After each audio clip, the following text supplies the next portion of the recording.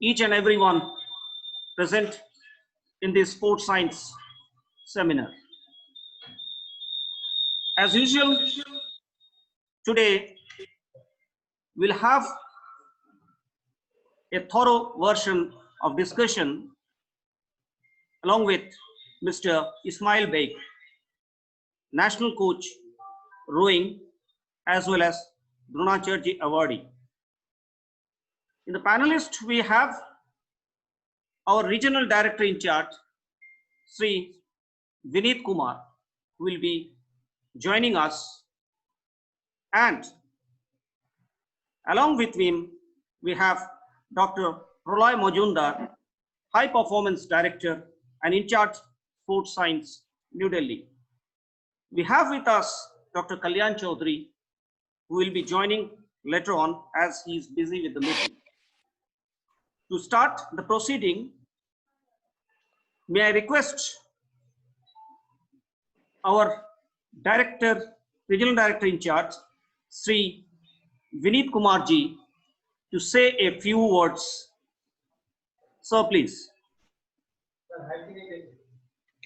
Sir is there? I think he has not joined yet. He will join by his name now, Vineet Kumar. I Cannot see him right now.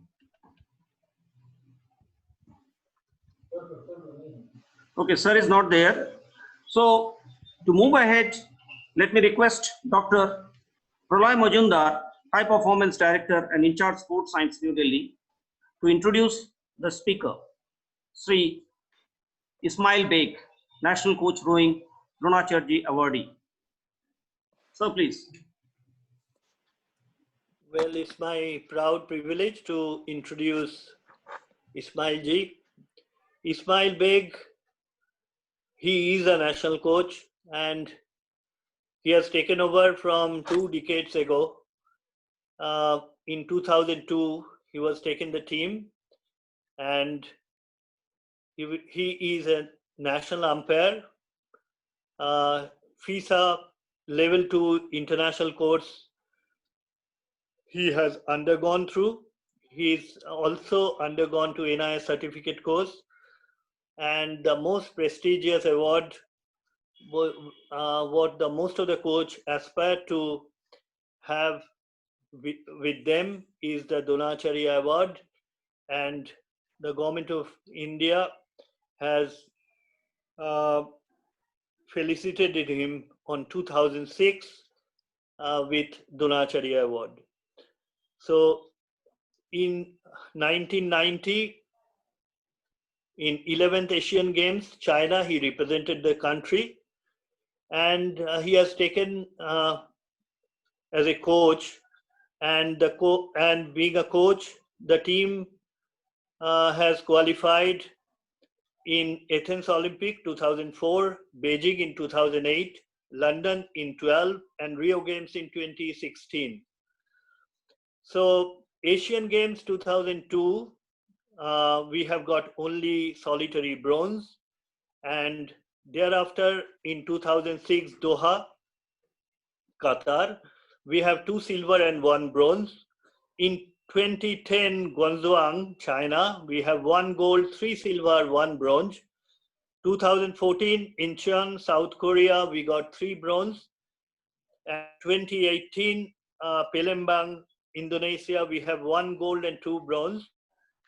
The team, which personally I was working with this rowing team from 2002 onward.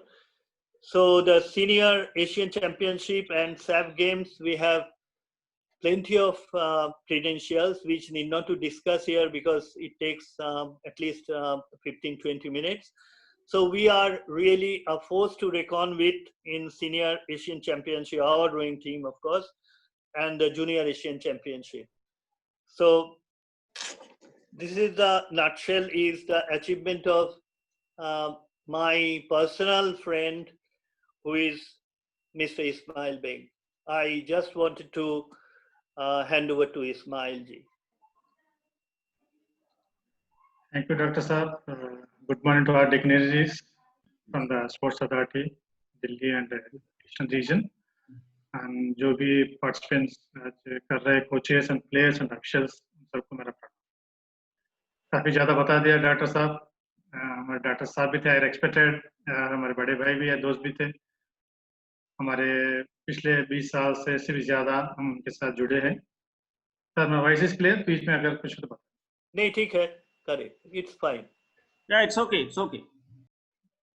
अभी हम 20 साल से हम साथ मिलके काम कर रहे हैं। मे बी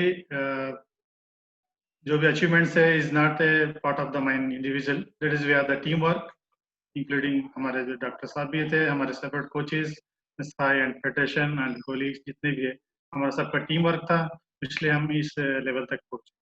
आज हम खास हमारा मकसद था, आज हमने इकट्ठा होने का, आज जो पीरियडाइजेशन के बारे में बात जानना था। तकरीबन हर एक कोच जानता है पीरियडाइजेशन के बारे में, लेकिन मैं अपना तरफ से थोड़ा प्रैक्टिकली जो इंडियन रोइंग के मुताबिक हमें क्या क्या करना चाहिए, किस तरह हमें आगे बढ़ना चाहिए, हम किस तरह इसको अपने मुताबिक हमने अपने आप को कुछ बेसिक फंडामेंटल को कुछ चेंज ना करते हुए हमने किस तरह आगे बढ़ा रहा था, उसको मेरा एक्सपीरियंस के साथ मैं आपको बताऊँ। जैसा मेरा बायोडाटा तो बता दिया था उन्होंने साहब ने। हमने जब मैं रोइंग कर रहा था, हम रशियन कोच के अंडर में ट्रेनिंग किया था एशियन गेम से पहले 89-90 में। जब तक हमने अलग ट्रेनिंग कर रहे थे, वो आने के बाद को थोड़ा अलग ट्रेनिंग में थोड़ा सा अलग से लग रहा था। उसके बाद हमें कई कोचेस के साथ सिडनी ओलंपिक क्वालिफाई करने के बाद हमने 4 महीने यूएसए में ट्रेनिंग किया था, एक यूएसए कोच के अंडर में। उसके बाद हमने एक डिमिट्री करके थे यूक्रेन कोच, उनके अंडर में असिस्टेंट कोच किया था बैंकॉक के एशियन गेम्स के लिए। उसके बाद हमने रोमेनियन कोच, 2 रोमेनियन कोच के साथ काम किया, एक इंग्लिश कोच के साथ। जो भी कोचेस के साथ हम काम करते हैं, जहाँ तक मैं उनके साथ एज ए नेशनल कोच या चीफ कोच उनके साथ काम किया पिछले इस साल में 5 कोच। कोई भी कोच दिल खोल के अपना स्ट्रेटेजी, अपना प्लानिंग, अपना वेरिएशन कुछ भी नहीं बताते, लेकिन हम एज ए अगर हमारे पास थोड़ा बहुत भी अगर नॉलेज है कोचिंग का, हम समझ सकते हैं वो क्या कराना चाहता है, क्या कर रहा है। जो कुछ भी किए थे हमने उनके साथ काम किया था, लेकिन हमेशा एक चीज़ की कमी रह जाती थी। जो भी फॉरेन कोच आते थे हमारे साथ काम करने के लिए, वो अपना ही चलाते, अपना काम करते, लेकिन हमारे सिचुएशन, हमारे कंडीशंस को वैल्यू नहीं देते, हमें भी वैल्यू नहीं, ये कमी रहती थी। लेकिन जब भी हमारे फॉरेन कोचेस के साथ काम किया था, हमें अच्छा परफॉर्मेंस नहीं मिला। जब हमको एज ए पहले बार 2002 के बाद मेरे को कोच के साथ काम किया, उसके बाद मेरे को मौका मिला एज ए इंडिविजुअली अपने नेशनल इंडियन कोचेस के साथ काम करने का। फिर हमने अपने आप को प्रूव करके दिखाया कि हम कितना बेहतरीन प्लान कर सकते, क्या कर सकते, कि हमारे कंडीशन के मुताबिक। ये ज़्यादा इम्पोर्टेंट है, क्योंकि हमें थियोरेटिकली हम कुछ चीज़ तो सीखेंगे अभी, टर्म कंडीशंस क्या है, जो भी टर्मिनोलॉजी है, लेकिन उसके बाद हम इसको प्लान को किस तरह आगे बढ़ाना चाहिए, हमारे टीम के मुताबिक, हमारे प्लेयर के मुताबिक हम किस तरह आगे बढ़ाना चाहिए, वो ज़्यादा important. Vishwajit, can you share my screen? Hello, sir. श्री स्कैन कर लो। Sir, the PPT ना? या मैं कर रहा हूँ। Yeah. आज का हमारा subject radiation training planning in the rowing.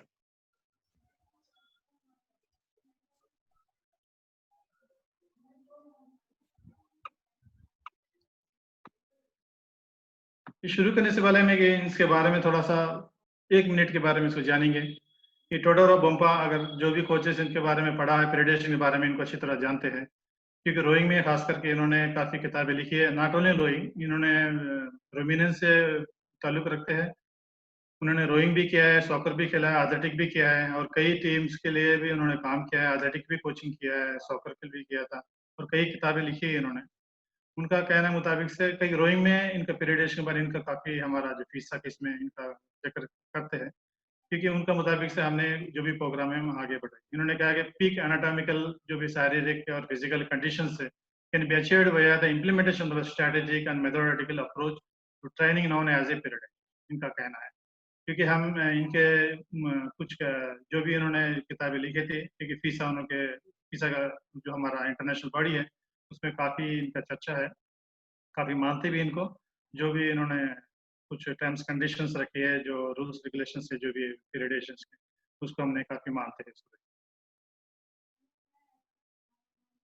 पीरियडेशन का सिर्फ एक प्लानिंग है जो प्रोसेस है, जो समझो एनुअल प्लान है, अगर किसी भी चीज़ के लिए हमें एक प्लान की ज़रूरत है, not only for the sports, अगर नाम इंसान भी होता है, अगर अपना जो भी एक एम्प्लॉय भी है, एक किसान भी ले लो या स्टूडेंट भी ले लो, एक टीचर भी ले लो, हर एक चीज़ का एक प्लानिंग होता है। चाहे हमने उसको पिरियडेशन के नाम में हमने सोर्स में करते हैं, अगर एक किसान भी है, अगर आपको या गेहूँ या राइस उसको उगाना है, जब से बीज बिगाना से लेके लास्ट उसको प्रोडक्ट्स आने तक है, जो भी काम करता है वो पिरियडाइजेशन के साथ ही होता है, एक प्लानिंग के साथ होता है, कब बीज उगाना है, कब डालना है, कब फर्टिलाइजर जाना है, कब उसको पानी देना चाहिए, उसको देखभाल करना चाहिए। उसी तरह के स्टूडेंट भी रहे या क्या कभी एक घर भी आप बनाना है, किस तरह प्लानिंग करना चाहिए, आपको फाउंडेशन कितना चाहिए, कितने फ्लोर लगाना चाहिए, कितना हमको इकोनॉमिक की जरूरत है, हर एक चीज का प्लानिंग होता है। उसी भी हमको स्पोर्ट्स में भी एक प्लानिंग की जरूरत है। विदाउट प्लानिंग हमें आगे नहीं बढ़ सकते। अगर आगे बढ़ेंगे, हो सकता है कभी कभी कामयाब हो जाएंगे, लेकिन ज्यादा से ज्यादा तौर पर आपको क्या है ना, कामयाबी होती है, क्योंकि आपका प्लानिंग सही नहीं था। कब आपको क्या करना चाहिए, वो चीज का खास करके आपको इस चीज के बारे में जानना जरूरी है। Periodisation is the process of dividing the plan into the small faces. क्योंकि हमको आसान होने के लिए पीरियडाइजेशन को अलग अलग पार्ट्स में हमने डिवाइड करते हैं, चाहे किसी भी नाम ले लो, या माइक्रोसाइकिल्स का नाम ले लेंगे, या प्रिपरेशन कॉम्पिटिशन, हम ट्रांसलेशन के पीरियड अलग अलग कर लेंगे, क्योंकि हमें इस तरह डिवाइड करने से कि हमारा प्लानिंग, हमारा टारगेट्स किस तरह अचीव करना हमें थोड़ा सा आसान रहता है। अदरवाइज हम सुबह से निकल जाएंगे, खासकर मैं रोइंग की आज ज्यादा बात करता हूँ, हो सकता है कई दूसरे कोचेस भी हमारे साथ जुड़े होंगे। हर एक गेम के लिए भी पीरियडाइजेशन बहुत इंपॉर्टेंट रोल होता है, क्योंकि जब हम काफी बड़ा टारगेट लेके आगे बढ़ते हैं, इवन स्मॉल अगर स्टेट लेवल भी कंपटीशन भी करते हैं, हमको एक प्रॉपर प्लानिंग की होनी जरूरत है। Such a portion chances to correct organization the training, allowing the coach conduct the program in a systematic manner. खास करके ड्राइंग में जब ये साइकिल आप बनाते हैं, खास करके जैसा बताया था आपको, in the 3 main faces training है, जैसे हमारा प्रिपरेशन से कंपटीशन में ट्रांजिशन है। आगे चल के इसके बारे में डिस्कस करेंगे डीपली, बीच में आते रहेगा चीजें।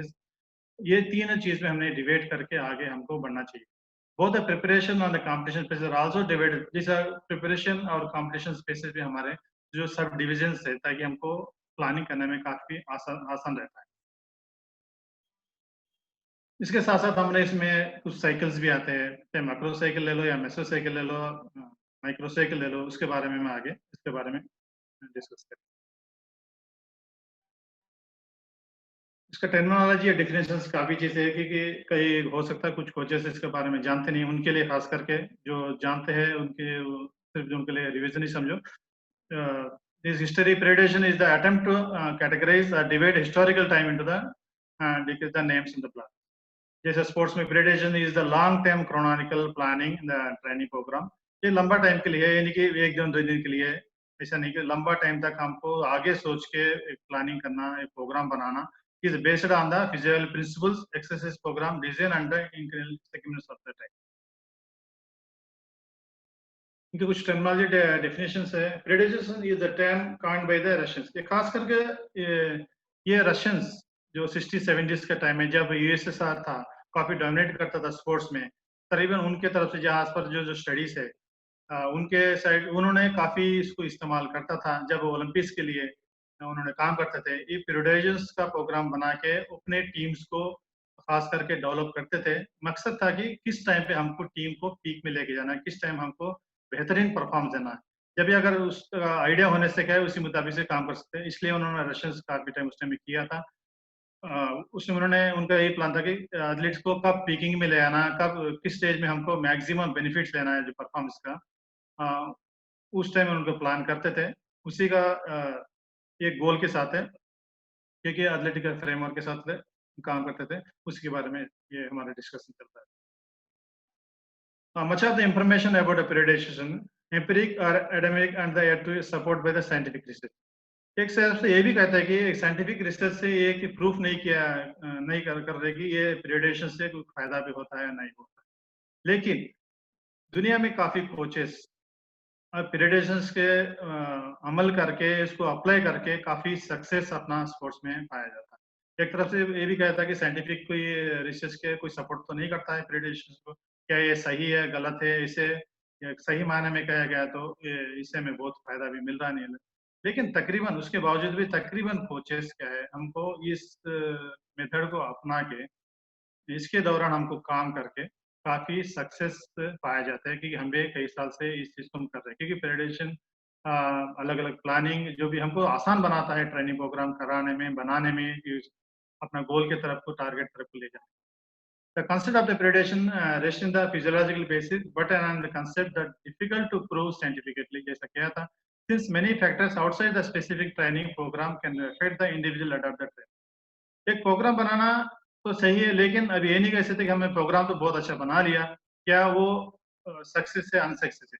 इसके लिए कई चीज को हमें डिपेंड करते हैं, क्योंकि जब उस कामयाबी की तरफ पहुंचने के लिए, खास करके रोइंग जैसे आउटडोर स्पोर्ट्स है हमारे, इसमें compare to the other sports हमें कई चीजें हमको अफेक्ट होते हैं कि ट्रेनिंग के दौरान पीक परफॉर्मेंस ले, कि हमारा वेदर कंडीशंस ले दो, वाटर कंडीशंस ले दो, या इक्विपमेंट्स ले दो, कई चीजें से हमारे अगर बताते जाए तो पूरा टाइम लग जाएगा इसके अंदर. लेकिन हमारे काफी आउटसाइड से हमें काफी रुकावट दिक्कत भी आते हैं परफॉर्मेंस करने के लिए. सिंपल सा एग्जाम्पल मैं बता सकता हूँ आपको. हमने एक प्लान किया ट्रेनिंग के आज जाने के लिए, हमको बारिश आ गया, वाटर कंडीशन बहुत रफ है, जा नहीं सकते, क्योंकि जो प्लान के साथ हमने जा रहे, कभी कभी एक हफ्ते तक हम पानी में नहीं जा सकते, उसी मुताबिक अल्टरनेटिव कुछ करना भी पड़ता है हमको. मतलब ये सभी चीज हमको जब प्लान बनाते हैं हमें काफी इफेक्ट होता है. जब हमने सब कुछ बना लिया लेकिन हमने ट्रेनिंग कर नहीं पा रहे सही तरीके से, फिर हो सकता है उसके ऊपर डेफिनेटली इफेक्ट पड़ सकता है हमारा पीरियडेशन के ऊपर, हमारा टोटली टारगेट अचीव करने के लिए. इसलिए साइंटिफिकली हो सकता है ये नहीं चीज बताते कि प्रूफ नहीं किया जाता. Anyway, empirical evidence support that athletes can perform better using periodisation than training plan. कुछ भी हो, लेकिन अगर देखा जाए तो हमको इस पीरियडेशन से क्या है, हमको एक अच्छा एक आइडिया मिल जाता है काम करने का, हमको आगे बढ़ने का इस ट्रेनिंग प्लान के दौरान. The term of periodization refers to different phases period training that the athlete can pass through the during the year. अगर हम पीरियडेशन 1 साल का बना रहे हैं, या 6 महीने का बना रहे हैं, या उससे कम पीरियड का बना रहे हैं, या 4 साल के लिए हमने क्वार्टरली हम जो भी बना रहे हैं, उसमें हमें उसमें डिफरेंट फेसेस, डिफरेंट टारगेट के साथ हमें आगे बढ़ना है पूरा ड्यूरिंग ईयर. उसमें मेन है हमारे, अगर फेसेस अगर देखा गया तो खास करके हमारे प्रिपरेशन पीरियड, कॉम्पिटिशन पीरियड, हमारा ट्रांजिशन पीरियड, ये 3 ज्यादा फेसेस हमारे इसके अंदर बहुत खास इंपॉर्टेंट है. Periodization also organizes of the training into the basic workable units. These units are benefited as the training session, microcycle, mesocycle and macrocycle accordingly. उसके बाद में अलग अलग उसमें साइकिल्स भी बनाया जाता है. इसमें उसको हमने अलग अलग में डिवाइड भी कर सकते हैं. जैसे कि माइक्रोसाइकिल से सिर्फ एक सेक्शन है, एक हफ्ते में जो कर रहे हैं. मेसोसाइकिल एक खास टारगेट के साथ हम मेसोसाइकिल जब भी बनाते हैं, चाहे क्वार्टर माइक्रोसाइकिल चाहे वो 1 साल का हो, या 6 महीने का हो, 10 महीने का हो. उसके बाद क्वार्टरल, अभी एशियन गेम्स से लेके एशियन गेम्स है, ओलंपिक से लेके ओलंपिक है, कॉमनवेल्थ से लेके कॉमनवेल्थ. जब हमारा एक सही मकसद है, सभी व्यू है हमारे साथ, हमको कुछ करना है, जब जाके हम एक प्लान बना के हम आगे बढ़ सकते हैं. तभी होगा आपके पास जो गोल पक्का होगा, जो एम आपका बिल्कुल पक्का इरादा के साथ अब आप काम करते हैं, और सभी साथ भी आपको मिले. सिर्फ एक कोच एक पीरियडेशन बना लिया, प्रोग्राम बना लिया काम नहीं, उसके अंदर काफी चीज इन्वॉल्व है, काफी सपोर्ट की जरूरत है. कि आपको बेहतरीन मटेरियल चाहिए, स्पोर्ट्स पर्सन चाहिए, साथ साथ पहले कोचेस, कैंप्स लगना, तो गवर्नमेंट साइड सपोर्ट या फेडरेशन सब मिल के हमें इसको आगे बढ़ा.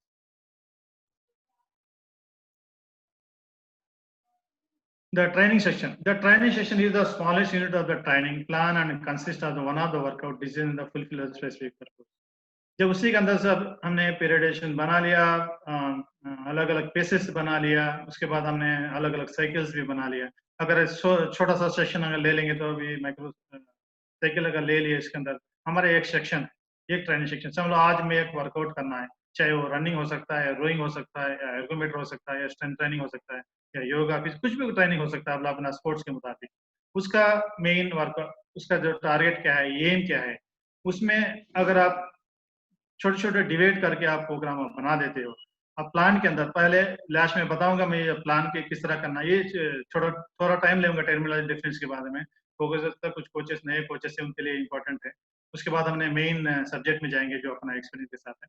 क्योंकि जब एक सेक्शन आप बनाते हो, उसमें वर्कआउट कुछ हम डिजाइन कर रहे हैं तो कुछ स्पेसिफिक पर्पस के साथ. जैसे मैं आपको एग्जांपल दिया था, कोई भी आपको सेक्शन होता है, चाहे इंट्रोडक्शन का सेक्शन आपके भी हो, उसमें उस सेक्शन में अब वो या एक हो सकता है, एक दिन में 4-5 हो सकते हैं, कितने भी हो सकते हैं.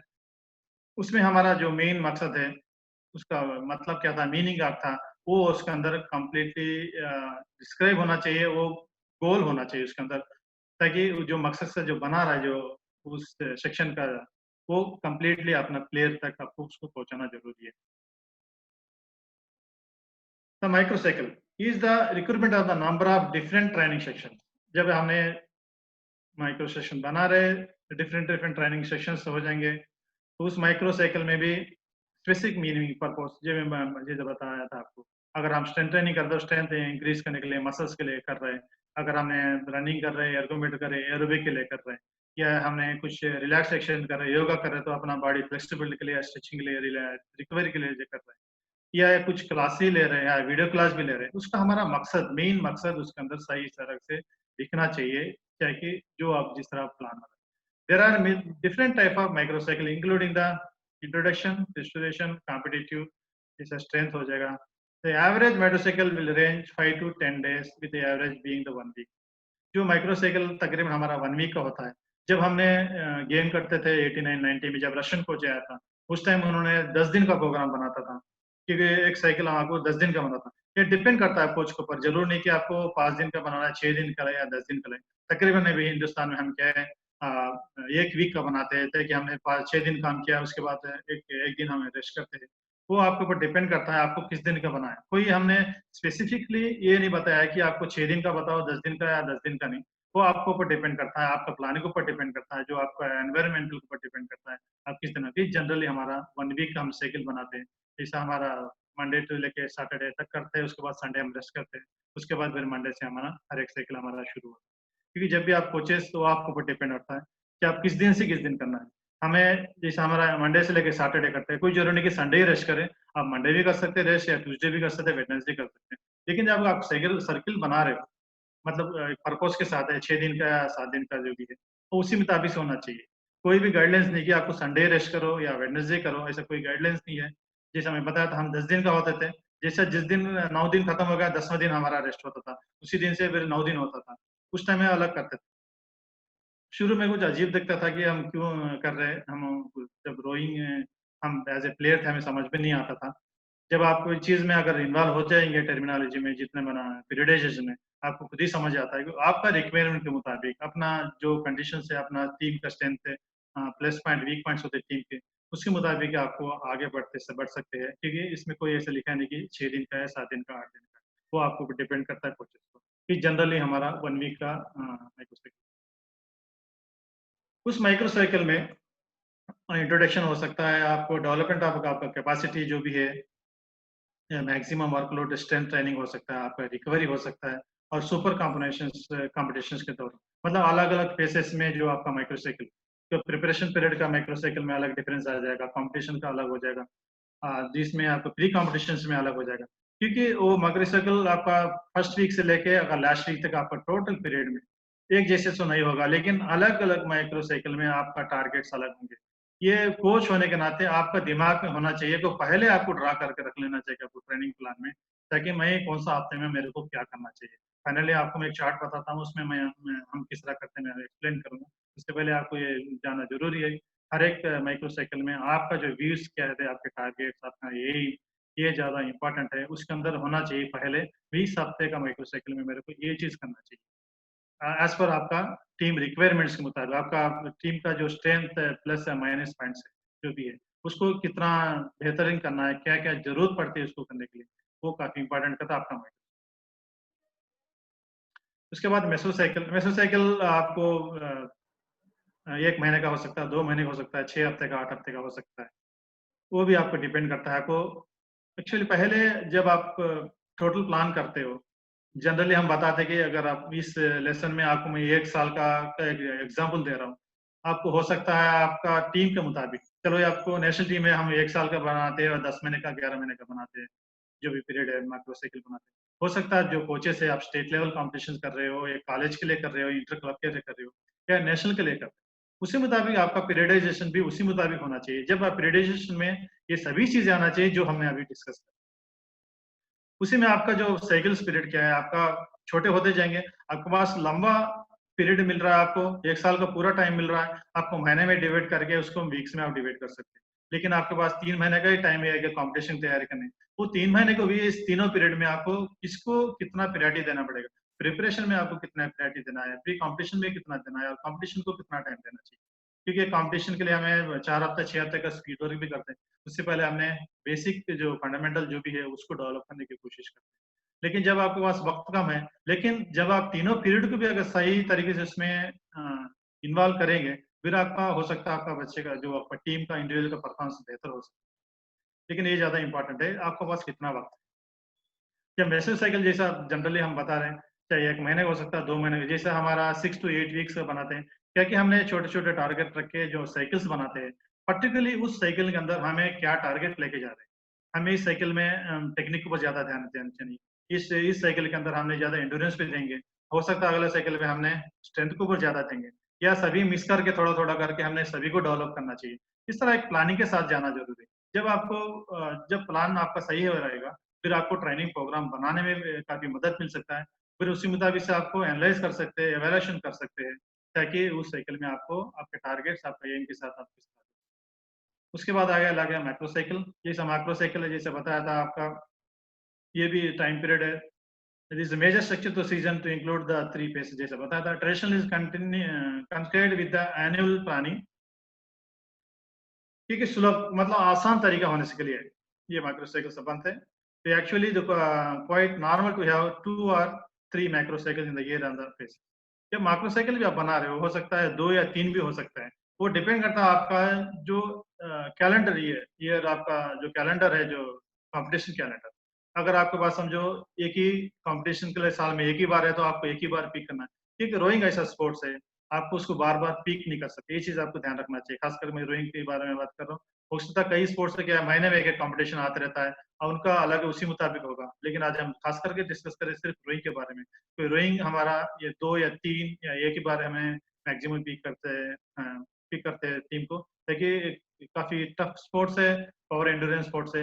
हम हर महीना इसको पिक करते हैं, पिक करने से मुश्किल है हमको टीम को उतना कंटिन्यू मेंटेन भी नहीं कर पाते इसको अपना रोज का परफॉर्मेंस। इसलिए अगर हमने 2 या 3 बार, ज्यादा 2 बार है, एक ही बार हमने इसको पिक कराते हैं इसको। अगर आपको 2 बार है, समझो आपका जनवरी से लेके आपका दिसंबर तक हमने एक प्लानिंग बनाया, प्रिपरेशन बनाया।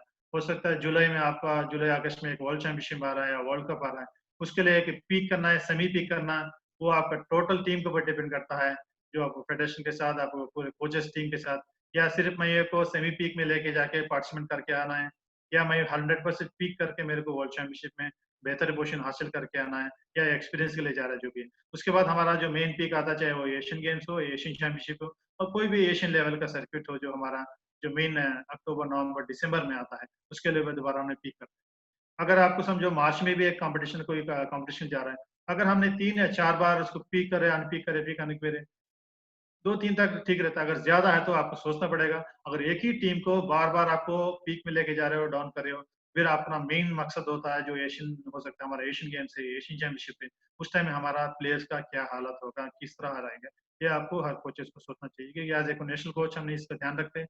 जब भी हमने वर्ल्ड चैंपियनशिप जाते हैं, वर्ल्ड कप में जाते हैं, ऐसा नहीं जाते कि जब जाके पार्टिसिपेट करके, हो सकता है हमारा कॉम्पिटिशन के साथ अगर काफी टाइम है, फिर हमने एक ऑलमोस्ट 90% तक हम उसको टीम को प्रिपरेशन करा के जाते हैं, ताकि एक्सपीरियंस भी मिले। हम मकसद ये रहता है कि जो यूरोपियन टीम के साथ हम बेहतरीन कंपटीशन रेसिंग एक्सपीरियंस मिले और बेहतर भी करें। अगर जब कोई क्वालिफिकेशन रहता है, हमको 100% वहाँ को जाके हमने 100% पीक करके वहाँ पे परफॉर्म्स करके आते हैं, जो खास करके हमारा मकसद होता है। अगर नहीं तो एशियन चैंपियनशिप है अक्टूबर नवंबर में है, और उसके लिए हमें उसी मुताबिक से प्लान करते हैं। जो भी हमारा मोटरसाइकिल है, चाहे अगर अगर आप एक नेशनल अगर ले लो, आप अगर नेशनल जितने भी हमारे अभी कोचेस हमारे साथ जुड़े हैं, चाहे वो सब जूनियर के लिए कर रहे हो, जूनियर के लिए, सीनियर के कर रहे हैं, आप उसी मुताबिक आप काम कर सकते हो। क्योंकि जब भी आप प्लान करते हो, यानी कि एक ही प्लान बना ले सबके लिए करना सही नहीं है। आपके पास जूनियर टीम है तो जूनियर टीम का अलग एक प्लानिंग होना चाहिए। सब जूनियर टीम है आपके पास, उसका आपका प्लान होना चाहिए। सीनियर टीम है, उस टीम के मुताबिक ये इंडिविजुअल भी हो सकता है, एक क्रू वाइज भी हो सकता है प्लानिंग, ताकि क्रू वाइज भी आप दे सकते हैं, इंडिविजुअल भी कर सकते हैं, अगर आप टीम वाइज भी कर सकते हैं। लेकिन एक प्लान बना के उसको जूनियर को भी सेम ट्रेनिंग को करा रहे हो और सीनियर को करा रहे हो, सब जूनियर करा रहे हो, ये बिल्कुल सही नहीं है। क्योंकि अलग अलग टीम का अलग अलग मकसद होता है, अलग अलग टाइम पीरियड होता है। क्योंकि फेडरेशन भी उसी मुताबिक होगा, क्योंकि अलग अलग टाइम में उनका कॉम्पिटिशन है। जैसे हमारा सब जूनियर का जून में आया था कंपटीशन, जूनियर का तो हमारा अक्टूबर नवंबर में होता है, सीनियर का आगे हमारा जनवरी फरवरी या दिसंबर लास्ट में होता है, क्योंकि उसी मुताबिक आपको होना चाहिए और किस टाइम में आपको पीक करना चाहिए, जब जाके आपको सही तरीके से वो आप बना सकते हैं। लेकिन कभी भी मैं खास करके जो अपने कोचेस को बताता हूँ, रिक्वेस्ट करता हूँ, आप एक ही प्लान बना के आप सभी टीम्स के लिए एक जैसे ट्रेनिंग करना बिल्कुल। जैसे क्वार्टरनल हम बना लें हम 4 साल का, अगर हम एशियन गेम्स तो एशियन गेम्स या ओलंपिक से ओलंपिक तक। अगर आप 4 साल का प्लान कर रहे हो, वो जो बना रहे हो 1 साल का वो हर साल आपको रिपीट होगा, लेकिन आपके थोड़ा टारगेट्स अलग होंगे, आपको एम्स अलग होंगे। आप 4 साल के अगर ये 24 ओलंपिक्स के लिए हमें काम करना है या 22 एशियन गेम्स के लिए हमें काम करना है। अगर 24 का अगर एग्जाम्पल ले लिया, 24 से करना था हमें, अभी वो इस तरह का प्लेयर को हमने अभी आइडेंटिफाई किया और उस प्लेयर को हमने किस तरह लेके जाना स्टेप बाय स्टेप। ऐसा नहीं कि हम अगले साल ही उसको हमने पीक मिला, ऐसा नहीं, अगले 1 साल तक हमने इस तरह ट्रेनिंग दे, प्लानिंग बना के, ताकि उसका एंड्योरेंस बेहतर हो, उसका टेक्निकल करेक्शन अच्छा हो और अगले साल तक हमने उस लेवल तक ले गए, वो हमारे सीनियर टीम के, चलो हमने जूनियर प्लेयर को हमने सेलेक्ट कर लिया इस साल में। हम 1 साल तक ज़्यादा कॉम्पिटिशन के ऊपर उसको ज़्यादा ध्यान ना दें, क्योंकि हमेशा हमें क्या है, कॉम्पिटिशन में ले जाके हमें उसके ऊपर इतना प्रेशर देते हैं, ताकि वो हमें कॉम्पिटिशन लड़े, मेडल लाए, जीते लाए। एक सही सही है, लेकिन खास करके जो हम अगर 24 के लिए हम प्लान कर रहे हैं, उस टाइम में क्या है, ये चीज़ क्या है, इतना जोर प्रेशर रहता है उस प्लेयर के ऊपर, ताकि हमें बार-बार जीतना है जीतना है। पहले हम लोग स्टेप बाय स्टेप, कभी-कभी हमको ये लगना चाहिए कि वो पीक में आ रहा है, जैसा मकसद से टारगेट से ज़्यादा आगे ना बढ़ जाए, ताकि हम अंडर कंट्रोल रहे। अगर कोई कॉम्पिटिशन भी लेके गए, वो वहाँ पे एक्सपीरियंस के दौर पे है, ताकि उसको जीतने का मोमेंट ना, कि हमेशा जीतने का मोमेंट अच्छा है, लेकिन कभी-कभी क्या है, वो हमें ज़्यादा नुकसान भी हासिल होता है, क्योंकि हमारा जो मेन जो फाइनल मकसद है उसके ऊपर काफ़ी असर पड़ सकता है। क्योंकि स्टेप बाय स्टेप ले जाना चाहिए। 1 साल तक तकरीबन कंप्लीटली उसके ऊपर टेक्निक के ऊपर, एंड्योरेंस के ऊपर, जो फंडामेंटल्स है, जो ट्रेनिंग है, उसके ऊपर ज़्यादा ध्यान देंगे। अगला साल हम उसको सीनियर के साथ मैच करने के लिए हम ले आ सकते हैं और 3rd ईयर में थोड़ा-सा इंटरनेशनल कॉम्पिटिशन में लेके जाएँगे और जो फाइनल ईयर है, हमारा जो टारगेट था, उसके ऊपर वहाँ पे बेस्ट परफॉर्मेंस देने के लिए हमें इसका टारगेट कर सकते हैं। क्योंकि अभी हर साल हम बना रहे हैं, वो उनके लिए भी लागू हो जाएगा, लेकिन हर साल का आपका टारगेट अलग-अलग हो जाता है। जब भी आप एशियन गेम्स या ओलंपिक्स के लिए जो हमारा काम है, या नेशनल कोच, हम इस तरह प्लान करते हैं। लेकिन जब आप नेशनल लेवल में भी आपको अपने टीम को प्लानिंग करते हो और जूनियर प्लेयर को आप सीनियर लेवल में देखना चाहते हो, आपका भी एम इस तरह होना चाहिए कि उसको प्लेयर को, ये नहीं कि आपको सब जूनियर प्लेयर को जूनियर में या सीनियर में खिला के हम टारगेट दे देना उसको जीतना, वो सही नहीं। उसका एज, उसका कंडीशन, उसका फिजिकल कंडीशन, उसके फिजियोलॉजिकल कंडीशन, काफ़ी चीज़ इसके अंदर निर्भर करता है, ताकि उसको कब किस तरह आगे उसको लेके जाए। Training plans of periodization changed during the last decade due to the requirements of international elite sports. जो भी ट्रेनिंग प्लान से periodization है, पिछले कुछ दशक से काफी चेंजेस होते आते हैं। जो 60s 70s में periodization का जब हम बात किए थे, उसके बाद 40 50 60 साल हमारे यहाँ हो चुके हैं, लेकिन फंडामेंटल्स वही है, कुछ रूल्स रेगुलेशंस हैं, लेकिन हमें वक्त के साथ साथ हम उसको हमने बदलावट करना चाहिए। जैसा मैं हमारा एग्जाम्पल भी दिया था, मैं अभी डिस्कस करूंगा उसके बारे में, क्योंकि जैसा हमने पढ़ा दिया, जो भी हमने पढ़ लिया, या कहीं भी हमने इंटरनेट से हमने जो भी हासिल कर लिया नॉलेज, क्योंकि हमने डायरेक्टली उसको अप्लाई करना भी सही नहीं है। हमारे मुताबिक हम उसको चेंजेस की जरूरत है, उसी तरह चेंजेस भी होते आ रहे हैं। More important major components during the 1 year, जैसा कि हम एक अगर इंटरनेशनल की बात की है, हमें हमारे काफ़ी कॉम्पिटिशन्स आ रहे हैं, जैसा वर्ल्ड चैंपियनशिप, वर्ल्ड कप हमारा हर साल होता है, उसी एशियन लेवल का कॉम्पिटिशन वो भी हर साल होता है। इसके साथ-साथ हमारे कोई इंटरनेशनल कॉम्पिटिशन होंगे, कोई क्वालिफिकेशन होंगे, मतलब 1 से 2-3 कॉम्पिटिशन्स आपको 1 साल में आ रहा है। उसी मुताबिक आपका कब आपको टीम को पीक करना है, कब आपको अनपीक करना है, कब मेंटेन करना है, इसका आपको ध्यान रखना है। साथ-साथ आपका क्लब का लेवल कॉम्पिटिशन्स होंगे, स्कूल लेवल का कॉम्पिटिशन्स होगा, या यूनिवर्सिटी या नेशनल टीम, जितने भी है, आपको उसी मुताबिक आपका प्लान है आपको होना। The other factors related to success to better perform on the international elite sports and Olympic. जो अदर फैक्टर्स भी रिलेटेड है सक्सेस में बेटर परफॉर्मेंस में, क्योंकि आप एक ओलंपिक के एशियन गेम्स में आप का प्लान कर रहे हो, उसका दूसरे फैक्टर रिलेटेड होगा। उससे पहले आप कहाँ भाग लिया था, पार्टिसिपेट किया था, उसमें परफॉर्मेंस किया।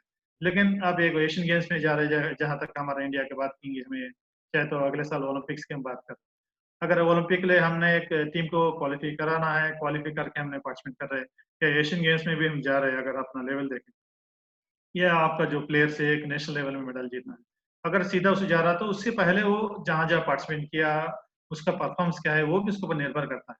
अगर हम 3-4 साल में हमारा कुछ भी परफॉर्म नहीं है, अगर उसका मन उम्मीद रखना ओलंपिक में, एशियन गेम्स में, वो भी गलत हो सकता है, क्योंकि उसका सक्सेस, उसका जो परफॉर्मेंस है वो भी रिलेटेड करता है कि उस लेवल में उसको जाना है। उससे पहले जो भी आप प्लानिंग बनाए थे उसमें एक हमको फीडबैक मिलता है, जो आप प्लान बनाए थे, अगर अगर सक्सेसफुली आपका उसका टाइमिंग बेटर हो रहा है, उसका टेक्निक बेटर हो रहा है, अगर परफॉर्मेंस भी आपका अचीवेबल है, बेहतर है, उम्मीद रख सकते हैं, तो हमको आगे बढ़ने में, हमको प्लान को आगे बढ़ाने में मदद मिलता है।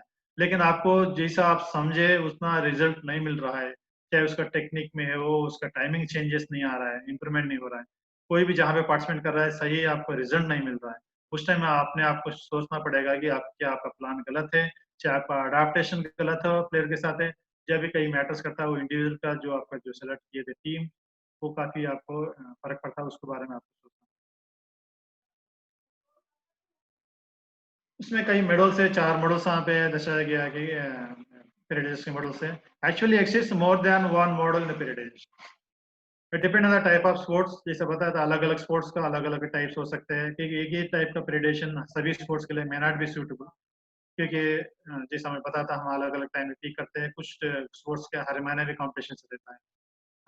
उसका training experience of the athletes, competition calendar, training goals, जिससे इसके ऊपर पूरा डिपेंड करता है आपका मॉडल कौन सा मॉडल। लेकिन हमारा रोइंग में तकरीबन जो ट्रेडिशनल मॉडल है, रेगुलर मॉडल है, वो इसी के बारे में हमने अभी एक्सप्लेन कर रहे हैं। तकरीबन रोइंग में हमें ये मॉडल को फॉलो कर रहे हैं। इसके साथ साथ इंटेंसिव मॉडल है, स्टेप पीरियडाइजेशन है, अप डाउन करने वाला, एसेंशियल लोडिंग है, एम्फासिस पीरियडाइजेशन है, लास्ट में ब्लॉक पीरियडाइजेशन। लेकिन हम आज ज्यादा रेगुलर लोडिंग है ना, ट्रेडिशनल मॉडल के बारे में हमें डिस्कस। जब रेगुलर लोडिंग, जब भी आप पीरियडेशन बनाते हैं, जिस चार्ट में आपको देख सकते हैं, ये आपका 12 महीने का, समझो आपके 12 महीने का आपका पीरियडेशन बना दो, उसमें वैल्यूम और इंटेंसिटी, इसका दोनों के बारे में आपको देख सकते हैं, इस ग्राफ में देख सकते हो। जब आपका इंटेंसिटी, वैल्यूम और इंटेंसिटी, इसको दोनों का ध्यान रखना चाहिए। जब आप इसमें देखो, आप 6 महीने उन्होंने प्रिपरेशन ले लिया जैस पर इसके साथ है, और 4 महीने, तकरीबन 4 या 5 महीने हमारा कॉम्पिटिशन ले लिया, और ट्रांसलेशन मेडल हमने 1 या 2 महीने जो भी ले लिया। जब आप स्टार्ट करते हैं आपका वैल्यूम और इंटेंसिटी बारे में, आपका ये पीरियडाइजिकल regular loading step by step slowly, ये नहीं कि आपके एकदम शुगर के एकदम आपको पीक में लेके चल जाए, लेकिन आप जो भी पीरियडाइजेशन करते हैं वो सिस्टमैटिक आपको आगे बढ़ना जरूरी है। The traditional annual predation based on the model of the L Matthew consists the smooth wave like variation in the load over the 3 definite phases. पिछले तीनों फेसेस में, ट्रांसिशन पे छोड़ दो, आपको प्रिपरेशन खास करके कॉम्पिटिशन पीरियड में आपको स्टेप बाय स्टेप आपको बढ़ना चाहिए। Preparation with general and pre season सब फेसेस, इसके साथ सब फेसेस भी हम आगे डिस्कस करेंगे इसके बारे में। हाँ, इसमें भी रेगुलर मॉडल में आपको ये दर्शाएगा कि आपका 12 महीने में जैसे पहले वाला वैल्यूम और इंटेंसिटी, जब भी आपको जो ट्रेनिंग प्रोग्राम बना रहे हो, वैल्यूम का ध्यान रखें और इंटेंसिटी का ध्यान रखें, दो का ऐसा तालमेल होना चाहिए। जब आप वैल्यूम भी ज्यादा रख रहे हो, इंटेंसिटी ज्यादा रखोगे, इट्स नॉट पॉसिबल, या इंटेंसिटी आपका ज्यादा है, फॉर एग्जाम्पल हमने इंटेंसिटी बोलने से आपका अगर स्टडी स्टेट कर रहे हो, आपको स्लो इंटेंसिटी 70% लोडिंग आप काम कर रहे हो, उस टाइम आपका वैल्यूम क्या है, 16 किलोमीटर 20 किलोमीटर आपका रोइंग हो सकता है, जहाँ पे हम रोइंग की बात कर रहे हैं। जब आपका इंटेंसिटी हाई है, फिर आपको 80 या 90% आप लोडिंग में आप काम कर रहे हो, 28-30 रेटिंग में, आप वही 16 किलोमीटर 20 किलोमीटर नहीं कर सकते इतना इसके साथ। जब आपका जो वैल्यूम जाके आपको 10 किलोमीटर हो सकता है, 8 किलोमीटर या 6 किलोमीटर हो सकता है। जिस तरह का आपका इंटरवल ट्रेनिंग कर रहे हैं, एनारोबिक ट्रेनिंग कर रहे हो, फॉर एग्जाम्पल 500 मीटर की आपको ट्रेनिंग कर रहे हो, या 6 या 7 पैच हमने नॉर्मली करते हैं, मतलब एक 6 पैच हमने 500 मीटर का कर रहे हैं, अगर मैक्सिमम टाइम हमने 1.5 से 2 मिनट पे पकड़ लो, 2 मिनट पकड़ लो, 6 में 10 से 12 मिनट का टाइम टोटल वर्क टाइम है कि आपको 10 से 12 मिनट आपका वर्किंग टाइम है। लेकिन आपको वो उस, लेकिन अगर वैल्यूम देखा जाए कि इंटेंसिटी ज्यादा है तो आपका वैल्यूम भी कम रहता है, क्योंकि वो आपको 20 किलोमीटर तक नहीं कर सकते, क्योंकि एक 3 किलोमीटर का मैक्सिमम वर्कआउट होता है अगर मिला जाए टोटल डिस्टेंस को, लेकिन उतना हाई इंटेंसिटी का वर्कआउट हमने क्या 20 किलोमीटर करना इज नॉट पॉसिबल, क्योंकि ये चीज का ध्यान रखना है, वैल्यूम और इंटेंसिटी इसका तालमेल रखना जरूरी है। जिस तरह आपका इंटेंसिटी बढ़ जाता है, आपका वैल्यूम कम होता जाएगा, वैल्यूम आपका ज्यादा रहता है, इंटेंसिटी भी आपको कम होना चाहिए। ये इस ग्राफ से आपको जो पक्का लाइन है, डॉट लाइन, पक्का लाइन है वो आपका वैल्यूम भी कर सकता है, इंटेंसिटी का लाइन है वो डॉटेड लाइन है।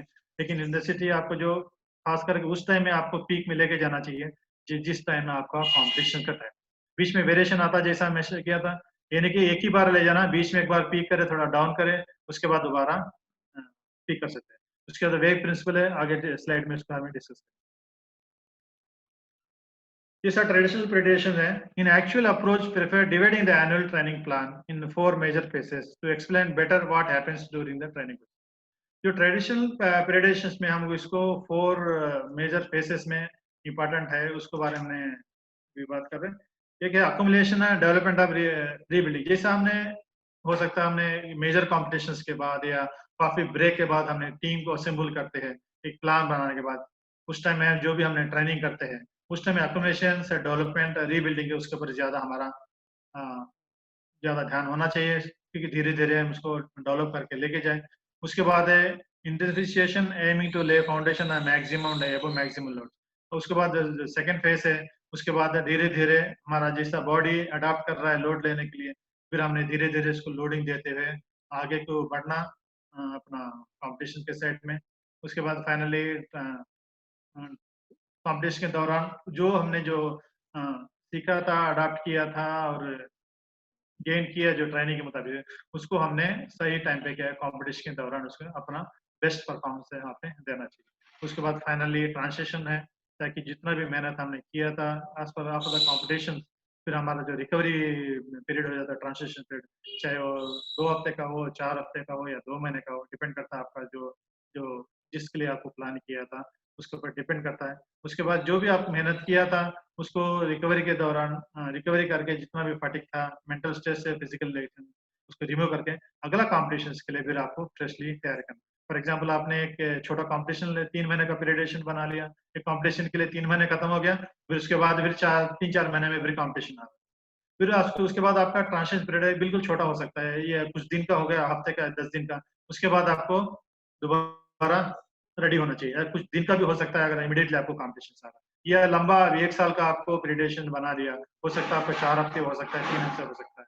फॉर एग्जाम्पल आप ओलंपिक से ओलंपिक आप करें, उस टाइम में जो ओलंपिक प्लेयर्स के हैं थोड़ा सा लंबा टाइम 3-4 महीने तक काफी उसको रिकवरी लेते हैं, क्योंकि जब भी आप ओलंपिक खत्म होने के बाद अगला साल हमने यही नोटिस किया, जब वर्ल्ड क्लास में जब जाते हैं maximum players may not be 100%, जाके 50-60% जो प्लेयर्स ओलंपिक में मेडल लेते हैं वो अगले साल, मतलब अभी 20 में ओलंपिक होगा, 21 का कॉम्पिटिशन में वो तकरीबन वो नहीं आते, क्योंकि वो थोड़ा सा लंबा रेस्ट लेते हैं, क्योंकि 4 साल उन्होंने बिना रेस्ट किए मेहनत करते हैं, जैसा नहीं हमने कि ऐसे किया, एक दिन भी उन्होंने मिस नहीं किया ट्रेनिंग को, पूरा अपना मकसद के साथ, क्योंकि ओलंपिक उनके लिए काफी मायने रखता है, जैसे हमारा एशियन गेम्स भी है।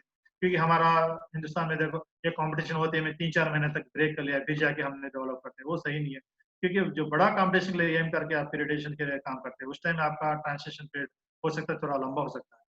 जब आपको 1 साल का पीरियडेशन बना के चलते हैं, हो सकता है आपको 4 हफ्ते होना बिल्कुल एलिजिबल है, लेकिन आपको 3 महीने का 4 महीने का एक पीरियडेशन बना के आप काम करते हो नेशनल डोमेस्टिक जितने भी कॉम्पिटिशन है, उस टाइम में आपको लंबा ब्रेक करना बिल्कुल सही नहीं है। उस टाइम आपको कुछ दिन का या हफ्ते का या 10 दिन का इस तरह मान के, डिपेंड करता है अगला कॉम्पिटिशन आपका कितना दूर के बाद है, तो करके फिर आप इमीडिएटली फिर सेम पेसेस में चाहे प्रिपरेशन पीरियड ले लो या प्री कॉम्पिटिशन, हो सकता है उस पीरियड का डिफरेंट पीरियड थोड़ा सा कम हो सकता है, लेकिन आपको प्लान करके आगे को बढ़ना चाहिए। इसमें भी वही तकरीबन हमने ट्रेडिशनल प्रेडिक्शन के बारे में जो ग्राफ है, आपको 3 लाइन इसमें देख सकते हैं, एक परफॉर्मेंस लेवल है जो ब्लैक डॉट लाइन से, इंटेंसिटी और वैल्यूम लेवल, उसमें देखो आपको ये टोटल अकोमुलेशन है आपका प्रिपरेशन पीरियड माना जाता है इसको। उसके बाद सेकंड जो जिसने भी अगर देख सकते हैं अपना मोबाइल में लैपटॉप में, इसमें जो सेकंड जो ब्लॉक दिखा रहा है आपका प्री कॉम्पिटिशन से, और थर्ड ग्राफ है आपका कॉम्पिटिशन लेवल। यहाँ पे आपको परफॉर्मेंस को स्लोली हमने यहाँ पे हमारा, अगर हमने 12 महीने का मान लो, अगर ये समझो हो सकता है हमारा एंड ऑफ द नवंबर हो सकता है, दिसंबर हो सकता है, इसलिए मान के चलेंगे।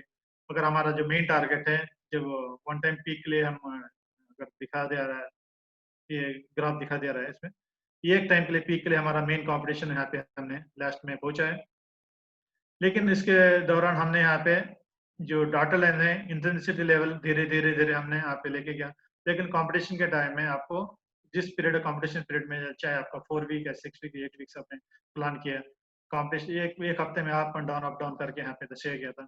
उसी तरह वैल्यू में आपका शुरू में स्लो से लेके एकदम हाई वैल्यू में गया, ज़्यादा टाइम तक हमने काम किया, मैक्सिमम रोइंग, ज़्यादा किलोमीटर, ज़्यादा वक्त हमने बताया था।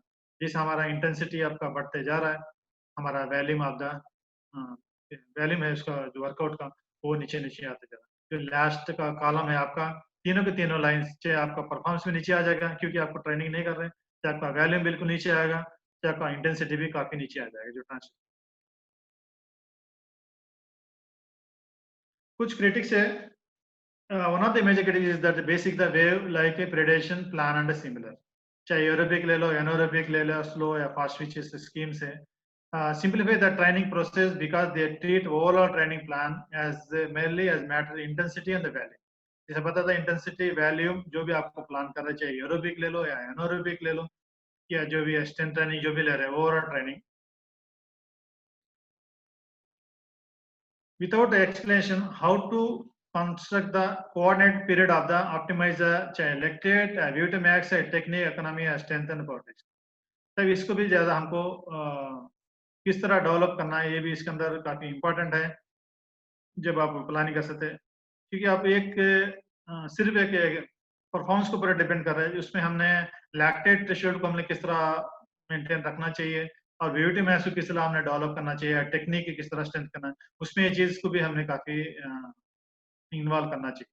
This method brings to us an idea training as much as possible without respect the individual adaptation process। ये टोटल जो पीरियडाइजेशन है, एक मेथड है, हमें एक आइडिया दिया जाता है ताकि आपको ट्रेनिंग बनाने में एक आसान रहो, ताकि उसको चलाने में आसान हो सकता है। इसमें अगर आप एक ट्रेनिंग बना ले, हो सकता है आपको कामयाबी नहीं मिली, इसका मतलब नहीं कि आपको जो पीरियडाइजेशन खराब है, ये टोटल सिस्टम है जो पहले ही बताया जाता है साइंटिफिकली, हमने ऐसे कोई प्रूफ तो नहीं, लेकिन ये आपको बेशक आपको बेहतर हो गया, इसमें आपका परफॉर्मेंस अच्छा रहा तो फिर आप मानते कि पीरियडाइजेशन ये प्लानिंग मेरा बिल्कुल सही है। लेकिन इसके बावजूद भी ये डिपेंड करता है वो इंडिविजुअल्स का अडाप्टेशन और कई चीजेस लोकल चीजेस भी हमें काफी डिपेंड करते हैं परफॉर्मेंस के ऊपर। लेकिन हमारा मेन कोच का मकसद है कि खास करके एक प्लान बनाने में हमें ये कितना मदद करता है। तब ये नहीं सकते हम सब कुछ सही बना लिया लेकिन परफॉर्मेंस हमारा नहीं आया, हो सकता है उसको इंडिविजुअल का अडाप्टेशन, हर एक ट्रेनिंग में वो ऑब्जेक्ट आपका सही नहीं हो सकता है, इसको जैसे भी हो सकता है कामयाब नहीं हो सकते, उसका कोई ये नहीं है। लेकिन आपका टोटल क्या है, जब ये प्लान बनाते तो टोटली आपको देखना, क्या इंडिविजुअल का नजर से नहीं देखना कि इंडिविजुअल का हम परफॉर्मेंस नहीं आया तो हमारा प्रेडिक्शन खराब है, हमारा प्लान खराब है, ये आपको सोच नहीं सकते। अगर ऐसा हो तो फिर आपको रिवाइज करना चाहिए कि मैं हमारा गलती कहाँ पर हुआ है। अब आपको हर एक साइकिल में आपको आइडिया मिल जाता है कि हम किस तरह हम बढ़ रहे हैं। जब आपको इवैल्यूएशन करते हैं, आपको खुद ही टेस्ट के साथ है, जब आपको मिल जाता है। इसका वेव्स प्रिंसिपल है, जब ये सेम सिमिलरली आपको पिछले स्लाइड दिखाए थे, आप इसमें देख सकते हैं। आपको 6 वीक्स का अगर प्रोग्राम बना रहे हैं, आपको ट्रेनिंग लोड, इंटेंसिटी, आपका क्वालिटी क्वांटिटी के बारे में आपको क्लियरली बताया गया था। और ये नीचे वाला स्लाइड एक इम्पोर्टेंट है, नीचे वाला जो स्लाइड है जो रेस से पहले, जब भी हमने रेस से पहले, ऊपर वाला साइड में आप कोचेस आप अगर देख सकते हैं तो मोबाइल में आपको सामने कोशिश करें। जब आप 6 वीक का अगर कोई प्रोग्राम बना के जा रहे हो, अब फर्स्ट सेकंड थर्ड वीक में देखो, 5th वीक में हमने 6 वीक को हमने ये समझ सकते हैं अपना ट्रांसिट पीरियड मान के जा सकते हो, और 5th वीक हमने प्रोग्रेसिव मैक्सिमम पीक को लेके जा रहा है। उसी तरह हमारा training volume, intensity, quality quantity workout किस तरह होना चाहिए दिखेगा। जो खास करके जो नीचे वाला जो टेबल दिखा रहा है आपको, हो सकता है जिस वीक में आपका रेस है उस टाइम हमको किस तरह हमारा ट्रेनिंग प्रोग्राम होना चाहिए, हमारा लोडिंग किस तरह होना चाहिए। जैसे इसमें आपको देख सकते हैं आपका ट्रेनिंग लोड है जो नीचे वाला स्लाइड में, जो मंडे से लेकर, हो सकता है हमारा रेस संडे रेस है, संडे से शुरू हो रहा हमारा रेसिंग, जो भी हिट्स वगैरह जो शुरू होते हैं या फाइनल रेस हो, हमारा जो मंडे से लेके किस तरह, और मंडे आप लो से स्टार्ट किया, ट्यूसडे थोड़ा सा हाई में लेके गया इंटेंसिटी आपका ट्रेनिंग लोड है, और वेडनेसडे थोड़ा सा हमने मैक्सिमम तकरीबन 85 to 90% ले गया।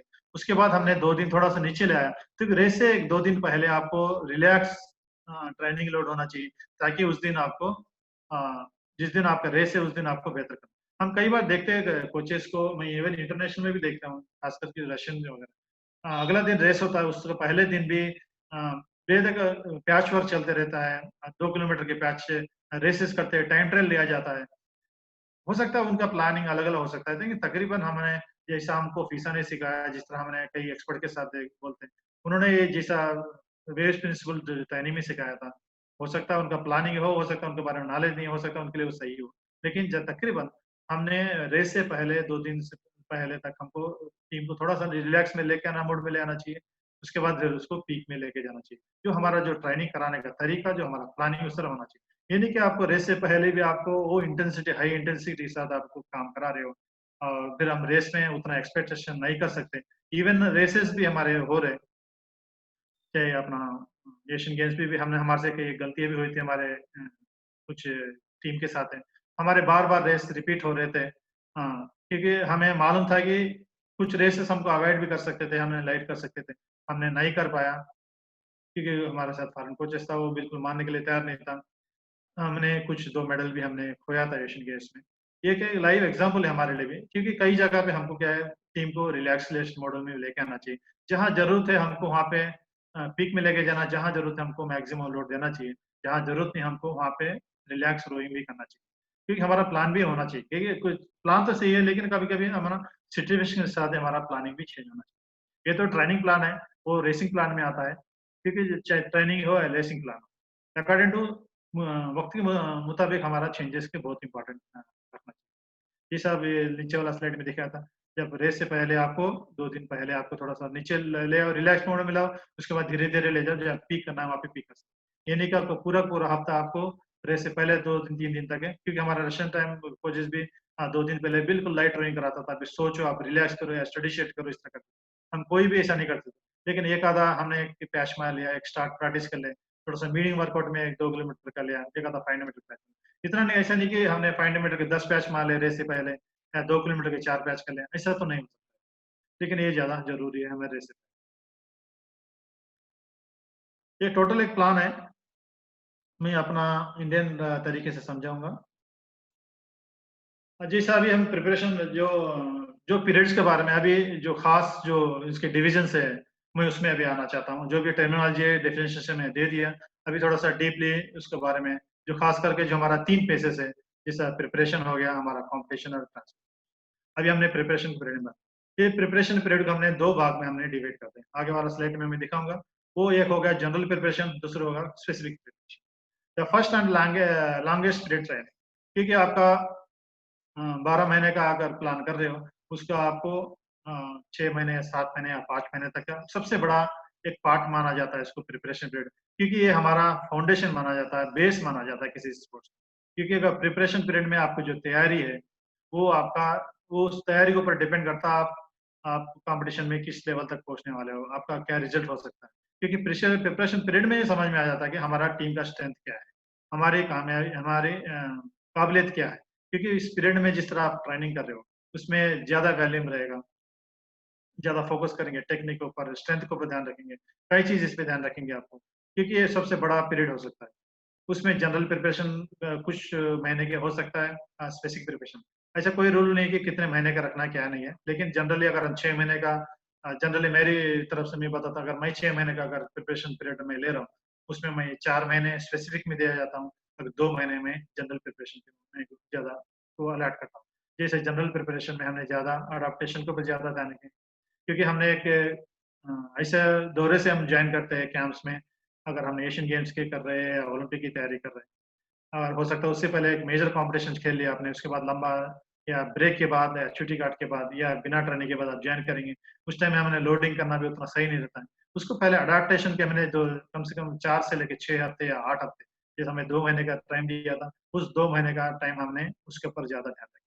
उसमें हमारा वॉल्यूम ट्रेनिंग ग्रेजुअली धीरे-धीरे हमारा इंक्रीज़ करते जाएगा। The average increase in the volume based on in the series of step rather than the straight line. जो भी आप लोडिंग दे रहे हो, वो स्टेप बाय स्टेप आपका पहुंचना चाहिए। ये नहीं कि एकदम आपने 1 हफ्ते के बाद सीधा लोड दे दिया, वो कर नहीं पाएगा, इंजरी हो जाएगा, उसके बाद है आपका आपको बोर्ड चलेगी ना, आपका टीम चल सकता है। ऐसा नहीं होना चाहिए एकदम आपको लोडिंग। ग्रेजुअली होना चाहिए कि उसका अडॉप्टेशन किस तरह है, किस तरह लोड हो सकता है पीरियड को थोड़ा-सा आगे भी बढ़ा सकते हो। वो आपका एक्सपीरियंस, आपका टीम की जो स्ट्रेंथ है, कैपेबिलिटी, उसके ऊपर डिपेंड करता है। Give team for the athlete to adopt the training load, ये खास करके इंपॉर्टेंट है। थोड़ा सा वक्त देना चाहिए आपको प्लेयर को, क्योंकि वो एथलीट आपको जो लोड दे रहे हो अडॉप्ट करने, हो सकता है 1-2 हफ्ते उसको थोड़ा सा मुश्किल लगता है, लगता है तो उसको हमने डांट दिया ये करके बोल के ऐसा बोल के ज्यादा हम उसको लोडिंग देना ऐसा ठीक नहीं है। लेकिन उसको अगर थोड़ा सा लोडिंग कम करें, इंटेंसिटी कम रखें और धीरे धीरे देते जाए, ताकि उसको जल्दी जल्दी अडाप्टेशन आए। हो सकता है वो ज्यादा टाइम ब्रेक करके बाद ज्वाइन किया, हो सकता है कुछ लोग के ट्रेनिंग के होते होते भी ट्रांजिशन में अपना बॉडी का ध्यान रखें, कुछ लोग अपने आप को फिजिकल फिट रखें, ऐसे लोग भी आपको कैंप में आते हैं। जब आपका कैंप को जैसा ट्रेनिंग करते हो, आपको हो सकता है 30-40 लोग आपको कैंप में रहेगा, 10 लोग भी रहेगा। हो सकता है हर एक आदमी का फिटनेस का लेवल एक जैसा नहीं रहता है, क्योंकि आपको मुताबिक आपको जो वीक है उसको जल्दी से जल्दी अडाप्टेशन लाने के लिए हो सकता है एडिशनल सेक्शन ले ले, अलग टाइप का उनको ट्रेनिंग दे सकते हो, प्लान कर सकते हो। जो फिट है उनको लागू भी कर सकते हो। वो आपके ऊपर डिपेंड करता है, आप किस तरह आप ट्रेनिंग उसको बनाना चाहते हो, किस तरफ से। टोटल आपके ऊपर डिपेंड है, आपके आइडियाज, आपका जो लोकल माहौल के साथ है, टीम का सपोर्ट के साथ। ये आपको टीम को मकसद एक ही है, हम टीम को बेहतर करना है इसमें कंपटीशन में। वो किस तरह हम उनको अडाप्टेशन लेके आना है वो आपको डिपेंड करता है।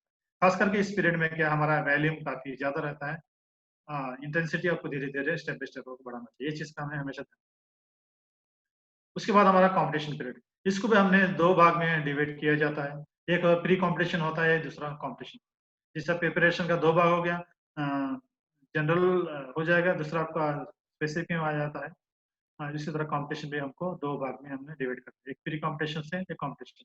ये भी डिपेंड करता है आपको कितना, आपको कंपटीशन पीरियड आपका वॉल्यूम कितना है, कितने महीने का है, कितने हफ्ते का है। उसमें मेजर पार्ट हमको प्री कंपटीशन के लिए देते हैं, उसके बाद हमें कंपटीशन। अगर हमने जैसे हमने 1 साल का ले लिया, 5 महीने 6 महीने हमने प्रिपरेशन लिया, तो हमने 5 महीने ले लिया कंपटीशन। और 5 महीने में हमने 3 या 3.5 महीने हमको प्री कंपटीशन पीरियड लेके उस तरह ट्रेनिंग प्लान कर सकते हैं। और कंपटीशन के लिए 1.5 महीना, कभी 2 महीने भी ले सकते हैं। इतना ज्यादा जरूर नहीं कि हमारा टाइम में हमने 4-4 महीने तक के कंपटीशन पीरियड फेस में हम ट्रेनिंग करते थे, बहुत ज्यादा स्पीड वर्क कर सकते थे। हो सकता है उस टाइम का माहौल अलग था, हो सकता है उनका अलग अलग कोच के ऊपर डिपेंड करता है ये चीज। लेकिन हम जनरली आज मैं हो हमारे जो भी इंडियन कोचेस है, हम ये सजेस्ट करते कि 6 से लेके 8 हफ्ते काफी है, ताकि हमको कंपटीशन मोड में ले जाए।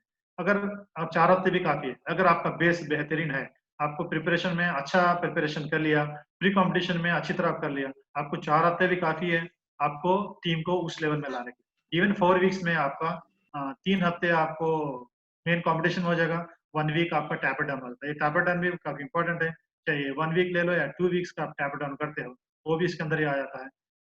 टोटल आपको डिपेंड करता है किस, उसमें आपका वॉल्यूम क्या है, जो कंपटीशन पीरियड में वॉल्यूम आपका ग्रेजुअली नीचे डाउन होते आएगा।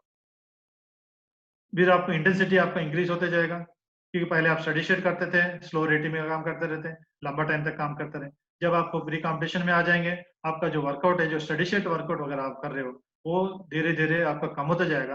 वो स्टडी स्टेट जाएगा, स्टडी स्टेट रहता है even up to the competition तक है, लेकिन आपका जो स्टडी स्टेट के जो सेक्शन है वो कम होते जाएंगे। उसके बदले आपके दूसरे सेक्शन आ जाएंगे, आपको चाहे ओवर डिस्टेंस ट्रेनिंग आ जाएंगे, आपको रिदम वेरिएशन आ जाएगा, आपको पार्ट लगेज आ जाएगा। मतलब इस टाइप का डिफरेंट डिफरेंट टाइप आपका ट्रेनिंग, जो प्री कंपटीशन में आपका जो मीडियम लोड है, आपका 70 to 80%, 90% तक आपको जो भी आपको काम कर रहे हो, 26 रेटिंग से आपको पैचेस कर रहे हैं, 4 या 5-6 पैचेस कर रहे हो, रिदम वेरिएशंस कर रहे हो, ओवर डिस्टेंस ट्रेनिंग आप कर रहे हैं, ज्यादा इसका पर ध्यान रखेंगे। साथ साथ आपका प्रिपरेशन के जो टाइम में आप जो स्टडी शेयर किए थे वो भी रहेगा, वो कभी भी नहीं छोड़ना चाहिए, जो एरोबिक ट्रेनिंग है। लेकिन इसके साथ साथ क्या है, हमने ट्रांसपोर्टेशन का थ्रेशोल्ड ट्रेनिंग खास करके इस टाइम में हमने प्री कॉम्पिटिशन से निकाला।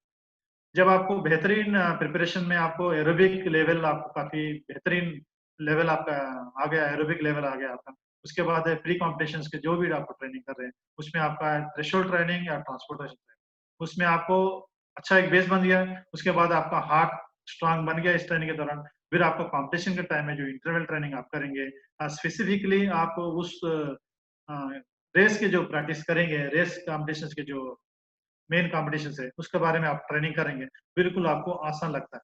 अगर आपका बेस सही नहीं था, अब उसको बेस के ऊपर ज्यादा ध्यान नहीं दिया आपने, एरोबिक पे ध्यान नहीं दिया, हमेशा आपको एनारोबिक ट्रेनिंग करते रहे, थ्रेशोल्ड ट्रेनिंग करते रहे, आपका एरोबिक अप नहीं है, फिर आपका जो बेस सही नहीं बनेगा। जो कॉम्पिटिशन में हो सकता है 2 किलोमीटर में आपको 1500 तक अच्छा रेस लड़ोगे, या 1700-1800 लड़ेंगे, उसके बाद अपना रेस हारना पड़ता है, लेकिन फिनिश लाइन से पहले आपका रेस हारना पड़ता है। इसलिए आपका जो सिस्टमैटिकली स्टेप बाय स्टेप आपको धीरे धीरे ये सभी चीज को आपको ध्यान रखना जरूरी है। Stabilisation of the competition performance specific specific मतलब खास करके जो आप कॉम्पिटिशन का टाइम में एक कॉम्पिटिशन पीरियड में जो रेस जिस रेस का जो स्ट्रेटेजी है उसके ऊपर डिपेंड, जिस तरह आपको टाइम ट्रायल ले लो या टाइम ट्रायल्स ले लेंगे या कॉम्पिटिशन से जो काम या ग्रुप ट्रेनिंग आप कर रहे हैं वीकली कर रहे हैं या 10 दिन में या 2 हफ्ते में कर रहे हैं या टेस्टिंग कर रहे हैं, जो भी मतलब बिल्कुल रेस जैसे माहौल में रखे।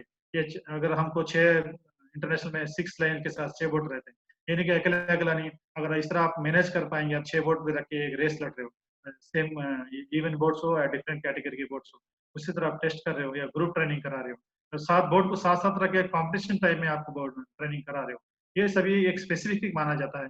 वो टाइप का ट्रेनिंग हमारा कॉम्पिटिशन में होना चाहिए। इसका मेन मकसद स्ट्रैटेजीज, अलग अलग रेसिंग स्ट्रैटेजीज इस दौरान के अंदर हमको अमल में रखना चाहिए, इस ध्यान रखना चाहिए। जब आप तो फाइनली ट्रांसिशन पीरियड, जब आपका रेस खत्म हो जाएगा उसके बाद आपको ट्रांसिशन पीरियड आपको ऑटोमेटिक, जिसका हमने छुट्टी करके हमने टीम को ब्रेक कर देते हैं या रिलैक्स मोड में चले जाते हैं, उस टाइम में आपको ध्यान रखना चाहिए बिल्कुल एक्टिव रेस्ट। जिस 11 महीने आपने, अगर 1 साल का पीरियड हमने काम किया, 11 महीने जिसके लिए हमने काम किया था, जिस कॉम्पिटिशन के लिए बेहतरीन आप रिजल्ट हासिल कर लिया, उसके बाद आपको कम से कम 4 हफ्ते, जैसा ओलंपिक है तो आपको ज़्यादा टाइम भी ले सकते हैं, लेकिन अगर हर साल आपको कॉम्पिटिशन है तो मैं रिकमेंड करता हूँ ओनली 4 वीक्स इज इनफ, क्योंकि आपको रिकवरी फेज के लिए, उसमें भी आपको ये नहीं कि घर में बैठे जाके आपको रिकवरी के ट्रांसिशन का मकसद है कि आपको एक्टिव रोइंग से, एक्टिव एक्सरसाइज से आपको दूर रहना है, ताकि दूसरे चीज आपको मेंटेन करने के लिए रहे। क्योंकि आपका ये कंपटीशन खत्म होगा, ये आपका लास्ट कंपटीशन नहीं था जिंदगी का, फिर आपको दोबारा फिर अगला महीने आपको दोबारा उसी प्रैक्टिस मोड में आना चाहिए, ताकि उसके लिए बेहतर जब भी होगा आप वापस फिट रहेंगे, जो आसान रहता है। नहीं आपको लंबा टाइम के लिए आपको घर में बैठे रहेंगे, कुछ भी नहीं किया, लेकिन वो आपको वापस आने में काफी लंबा टाइम लग सकता है, काफी तकलीफ हो सकती है। इसलिए एक्टिव रेस्ट का होना चाहिए, ताकि कुछ ना कुछ आपको या अदर गेम्स करें, ताकि पानी से दूर रहे, दूसरा भी मतलब एक्टिव रोइंग से दूर रहे। सिमिलरली एक्सरसाइज आपको साइकिलिंग कर सकते हो, स्विमिंग कर सकते हो, अदर गेम्स खेल सकते हो, इस तरह का कई चीज आपको ध्यान रखते हो। रिवर्सिबिलिटी, और एक चीज के अगर if you don't use it you lose, मतलब ये एक्टिव रेस्ट ये सभी आप नहीं करेंगे, मतलब आपको काफी नुकसान होगा, काफी आपको खोना। अभी हम ऐसा इस मॉडल में आपको समझाना चाहता हूँ आपको। जब हमने एक 12 महीने, जैसा मोटे तौर पे टर्मिनोलॉजी में सिखाया था, मैं इस चार्ट के दौरान आपको दोबारा समझाना चाहता हूँ। जब हमने 12 महीने का जो पीरियड हमने मैक्रोसाइकिल बनाया, उसमें हमने 6 महीने का प्रिपरेशन पीरियड लिया, उसमें हमने 2 महीने जनरल प्रिपरेशन और बाकी 4 महीने हमने स्पेसिफिक प्रिपरेशन पर किया। जब हमने कंपटीशन पीरियड में 4 महीने हमने प्री कंपटीशन में फोकस किया और हम 2 महीने कंपटीशन पीरियड। अगर हमने स्ट्रेंथ ट्रेनिंग कर रहे हो, मैं सिर्फ 2 का एग्जांपल यहाँ पे दे रहा हूँ, स्ट्रेंथ ट्रेनिंग और एंड्योरेंस ट्रेनिंग का, और कई चीज इसके अंदर है, हम इंक्लूड नहीं किया इसमें, अब सिर्फ एग्जांपल के लिए 2 दे रहा हूँ। अगर आप स्ट्रेंथ ट्रेनिंग कर रहे हो जनरल प्रिपरेशन में, ऑटोनॉमिकल अडेप्टेशन, जब आप बिल्कुल घर से, जैसे पहले भी बताया था, बिना काम करके अब वापस आ रहे हो ट्रेनिंग के लिए, एकदम आपको लोडिंग देना सही नहीं है। जब आपको ऑटोनॉमिकल अडेप्टेशन, क्योंकि शरीर आपका शरीर उस तरह के लिए तैयार नहीं है आपको लोड देने के लिए, आपको धीरे धीरे धीरे उस तरह का स्ट्रेंथ ट्रेनिंग आपको डिजाइन करना चाहिए, ताकि आपको 2 महीने के बाद आपको हेवी स्ट्रेंथ ट्रेनिंग या पावर ट्रेनिंग करने के लिए लायक, चाहे आपको जनरल एंड्योरेंस से लेके मस्कुलर ट्रेनिंग से लेके सर्किट ट्रेनिंग से लेके, या कुछ दिन के बाद आपको 60%, 70, 80% का 1 RM का जो भी आपका बेस्ट है कैपेसिटी है आपका अलग अलग एक्सरसाइज का, इस तरह लोडिंग आपको देते जाना। जैसा आपका परसेंटेज बढ़ता गया, आपका नंबर ऑफ रेपिटेशन आपके कम होते गए। फॉर एग्जाम्पल हमने शुरू में 60% से या 70% से किया, या 12, 13, 14% रेपिटेशन हमने एक्सेप्ट कर रहे हैं, नंबर ऑफ सेट में भी आपको काफी चेंजेस आएगा। जब आप थोड़ा सा फिटनेस आ जाएगा, 70 से लेकर आप 80% लोड में आप काम करेंगे स्ट्रेंथ ट्रेनिंग, जब आपको 12 रिपीटेशन कर हो सकता है 10 रिपीटेशन में आ जाएंगे, उसके बाद 85-90% में करें तो आपका लोड, आपको वेट आपको बढ़ जाएगा स्ट्रेंथ ट्रेनिंग का, फिर आपका रिपीटेशन सब नीचे आते जाएंगे। इसी तरह आपका जो अडाप्टेशन जैसा आपको होते जाएगा, आपका लोडिंग भी उस तरह चेंजेस होना जरूरी, यानी कि आपको आते ही शुरू शुरू में आपको 90% में लेके इतने रिपीटेशन करा दे, वो कर नहीं पाए, आप इंजरी हो जाए, वो सही। उसी तरह एंड्योरेंस ट्रेनिंग भी आप कर रहे हो, खास करके पहले 2 महीने तकरीबन हमने स्पेसिफिकली रोइंग से हट के थोड़ा सा काम ज्यादा करते हैं, पानी में थोड़ा सा कम, ग्राउंड में ज्यादा काम करते हैं, चाहे उसको रनिंग ले लो या साइकिलिंग ले लो, चाहे एर्गोमीटर ले लो या रोइंग भी कर रहे हो तो बिल्कुल स्टडी शुड, उसमें हमारा रनिंग भी इंक्लूड हो जाता है, चाहे हम एर्गोमीटर भी हमने ज्यादा इंक्लूड करते हैं स्पिरिट के दौरान, ताकि हमने रोइंग जो हमारा main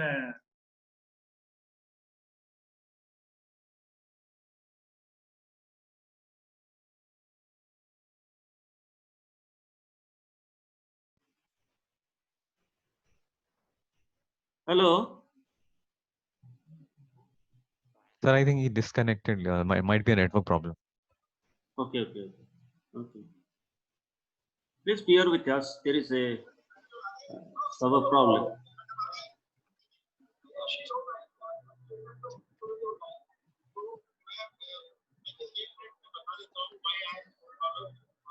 He disconnected. No, he's there.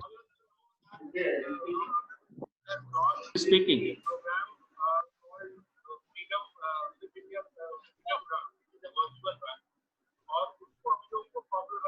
Not audible. Can you hear us, Yes, Mr. Beg? Sir, he disconnected, I think.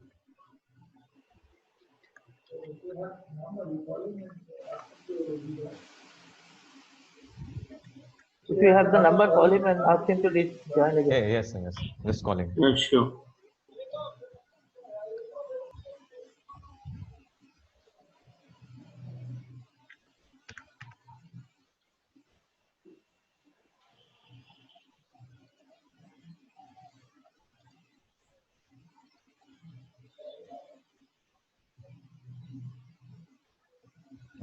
Hello, Ismail sir, can you hear me? yeah, just Okay, sir. Wi-Fi पे था, come to mobile. Oh, okay, no problem, sir. You can share again. Sorry for the interruption. Power cut हो गया. No problem. Wi-Fi पे चला ना power.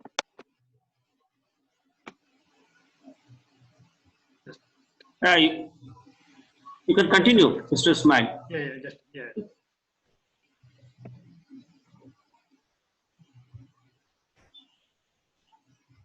जैसा कि मैं बताया था, अभी एंडोरेंस भी हम कर रहे हैं। स्टार्ट में हमने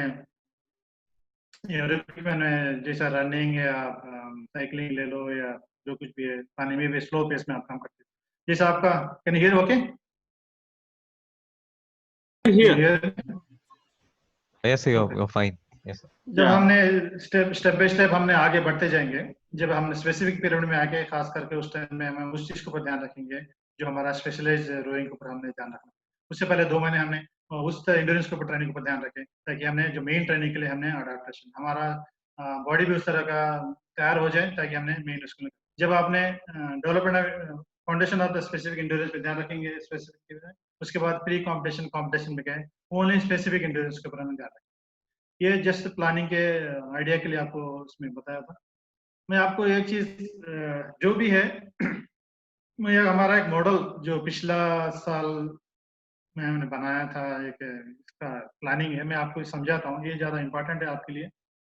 ये कि 19 का एक मेरा प्लानिंग था Asian championship plus even Olympic qualifications के लिए। हमने ये स्टार्ट किया था फरवरी से लेके, जो हमारा कंपटीशन था अक्टूबर में।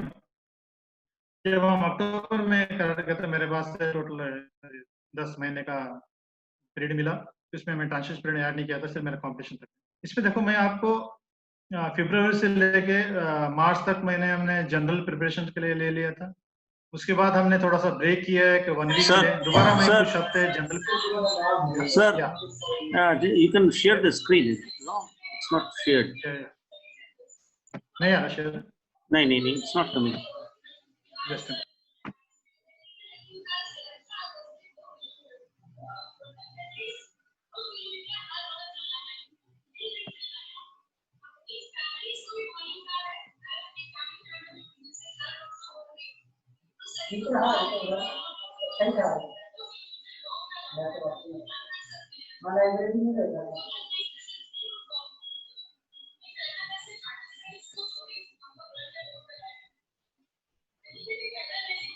Yeah, it's coming now.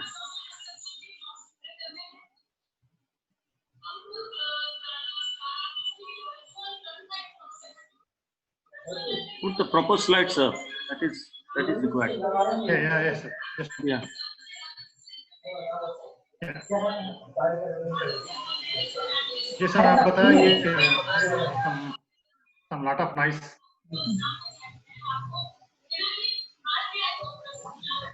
आपका क्या नाम आ रहा है इसमें? क्या इसमें मैं आपको जो मेरा प्लानिंग के बता में थोड़ा डिस्टर्बेंस है वॉइस।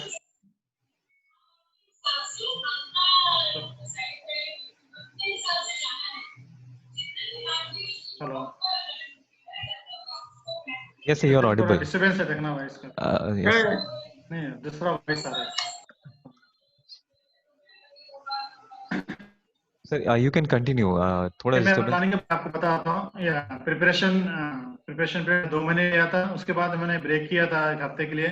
उसके बाद दोबारा मैं कुछ प्रिपरेशन सब स्पेसिफिक प्रिपरेशन में ध्यान रखा। उसके बाद हमने जून जुलाई मिड अगस्त तक 2.5 महीने हमने कॉम्पिटिशन में लिया। उसके बाद हमने 2.5 महीने तकरीबन 2-2.5 महीने हमने कॉम्पिटिशन में लिया। उसमें हमने ट्रेनिंग फेज में देखने शुरू में जैसे बताया था, हम जनरल प्रिपरेशन पे किया और स्ट्रेंथ ट्रेनिंग में मस्कुलर ट्रेनिंग में ज्यादा थे, मस्कुलर पे ज्यादा दिया था। एंड्योरेंस हम जब कर रहे तो जनरल एंड्योरेंस स्पेसिफिक एंड्योरेंस में दिया था। जब स्पीड ट्रेनिंग हमारा बिल्कुल एरोबिक था और साथ साथ हमने साइकोलॉजी के बारे में जो भी ऐड किया था, वो मेरा जो साइकोलॉजी का प्रिपरेशन है, इमेजिनरी या विजुअलाइजेशन होना चाहिए और स्किल एक्विडेशन हमारा फंडामेंटल होना चाहिए और न्यूट्रिशन हमारा प्रोटीन या कार्बोलोडिंग या जो भी है हमारा बैलेंस डाइट है, इस तरह होना चाहिए। जब हमने प्लान कर रहे, मतलब हर एक चीज इसके अंदर हमारा इंक्लूड हुआ था कि जो आप प्लान कर रहे हो, जो फर्स्ट जो हमारा मेसो साइकिल है 6 हफ्ते का, उसके अंदर हम क्या करना चाहता हूँ वो पूरा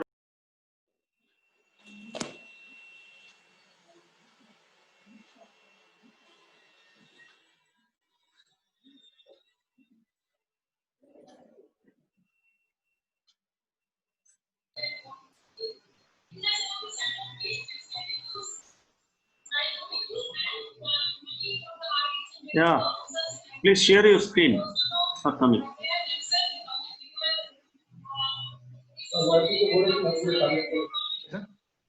Huh? Am I audible? Are you able to share the screen? Yeah. Yeah. Oh. Okay, na Bishop? Sir, Biswajit is not here today. Sir, ma'am, Abhira. Okay, जो भी है, सॉरी। Yeah, no हाँ, जो problem, sir. मेसो साइकिल हमने 6 हफ्ते का लिया था, उसमें हमने हर चीज के ये उसमें दर्शा गया था कि हमने लोडिंग किस तरह देना चाहिए, फर्स्ट वीक में कितना लोडिंग होना चाहिए। हमने परसेंटेज देख लो, फर्स्ट वीक में हमने 5 नंबर दिया था। 5 मतलब आपका 60% लोडिंग, उसके बाद 70%, उसके बाद 8%। उस तरह हर एक वीक में हमारे लोडिंग भी हमने क्लियरली मेंशन किया था। आपका हर एक वीक में दे दिया था। साथ ही साथ हमने कुछ टारगेट भी दिए थे। पूरा का पूरा इसमें हमने हमारा कैंप ब्रेक कब होना चाहिए, हमारे कॉम्पिटिशन कब होना चाहिए, इसको हमने क्लियरली मैसेज की कि ये आपका कैलेंडर जाना जरूरी है कि आपका कैलेंडर आपको कहाँ तक सपोर्ट करता है, कहाँ तक लेके जाना है, जिस आपके कैलेंडर में कब है आपका कॉम्पिटिशन। और टेस्टर्स आपको कौन सा हफ्ते में आपको टेस्ट करना है, कौन सा पीरियड में आपको टेस्टिंग करना है, ये भी ज्यादा इंपॉर्टेंट है कि आपको पहले प्लान करके करना चाहिए। साथ साथ इवेल्युएशन भी करना चाहिए, जैसे आपको एर्गोमीटर टेस्ट कर लिया या पानी में टेस्ट कर ले या फिजियोलॉजी टेस्ट करते हैं, हमारे साहब आएंगे आगे पूरा का पूरा फिजियोलॉजी बायोलॉजी की टेस्ट करेंगे एवरी 3 मंथ्स में, ताकि आपको उनका फीडबैक मिल रहे के बाद आप जो ट्रेनिंग जो आप सही चल रहे हैं वो क्लियरली आइडिया मिल जाएगा। जो हमेशा डॉक्टर मौजूद साथ से हमारे जो साथ हमारा टेस्ट करते हैं, हम डिस्कस करते हैं, उन्होंने बोला कि तुम्हारा पूरा ट्रेनिंग हमें दिखाओ। हम उनके साथ बैठ के एक दिन पूरा खत्म होने के बाद एक दिन हम बैठ सकते हैं, वो टेस्ट के मुताबिक हमारा ट्रेनिंग उन्हें भी स्टडी करते हैं। फिर हमने बैठ के एक नतीजा लगाते हैं कि जो हम ट्रेनिंग कर रहे हो वो सही चल रहा है, यानी कुछ चेंजेस की जरूरत है, आगे बढ़ के कुछ बदलाव चाहिए, एक आइडिया मिल जाता है। फिर रिजल्ट के बाद हमारा एक आइडिया आने के बाद हमारा ट्रेनिंग में गया कुछ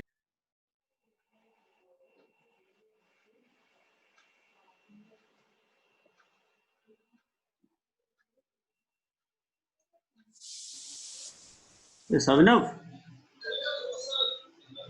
Yes, sir. Avinav. Yes, sir. Yes. Yeah. Again, it's a problem of server, I think. Yeah, it's a Wi-Fi problem. He might be facing some trouble with the Wi-Fi, sir. Okay. Yeah, again it's And coming. he's back, sir. He's back. Sometimes due to the bad weather or something, the network keeps going. Yeah. Yes, sir.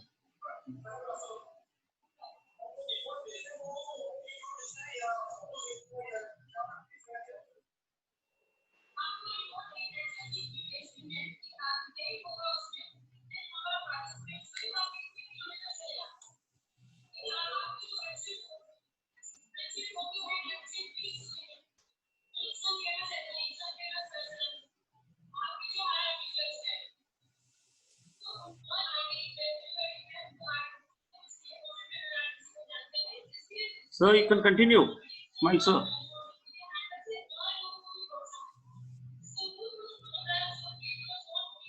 इसका microphone खुला है, किसका mute करने के लिए बताइए. All are requested to mute that microphone, please. The sound is disturbing us.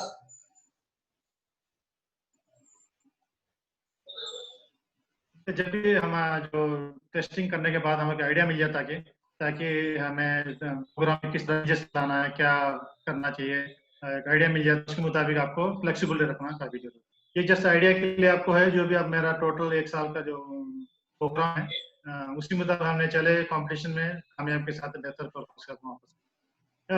जैसा इसमें आप देखो यहाँ पे जो प्रोग्राम बना रहे हो, मैं आपको ये बता सकता हूँ, हम हर एक वीक के हमें इंडिकेशन दिया कि मैं पहले फरवरी में डेट वाइज दिया था, कौन सा डेट से मेरा वीक शुरू हो रहा है हर मंथ में, और कौन सा वीक मेरा चल रहा है total.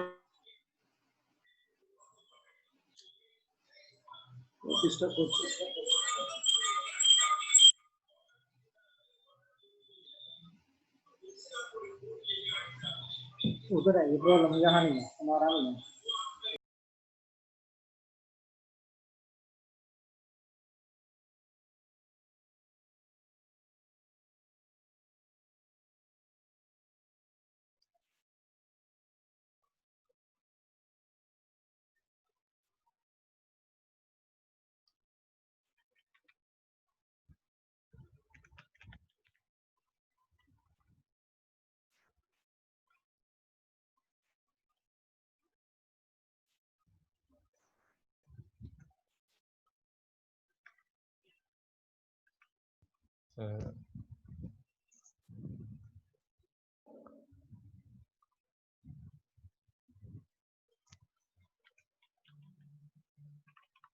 Yes, sir, his connection got lost, I guess.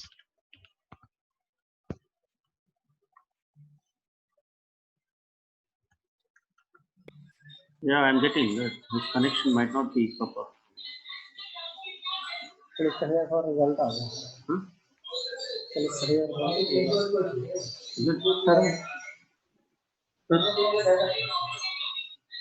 আমাকে দেখাচ্ছে.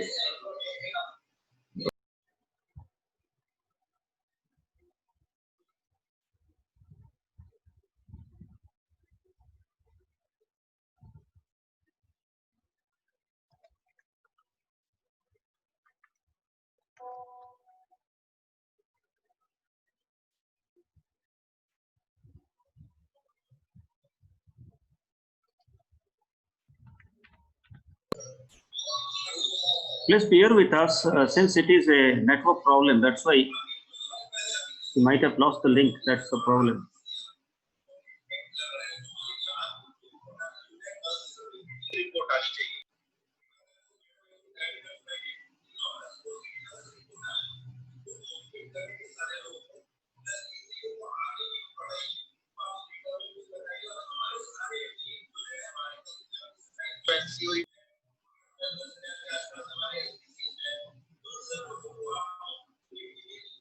Sir, I called him, so he'll be joining in a while. He's facing like very serious network issues. Very sorry Yeah, for the trouble to everybody.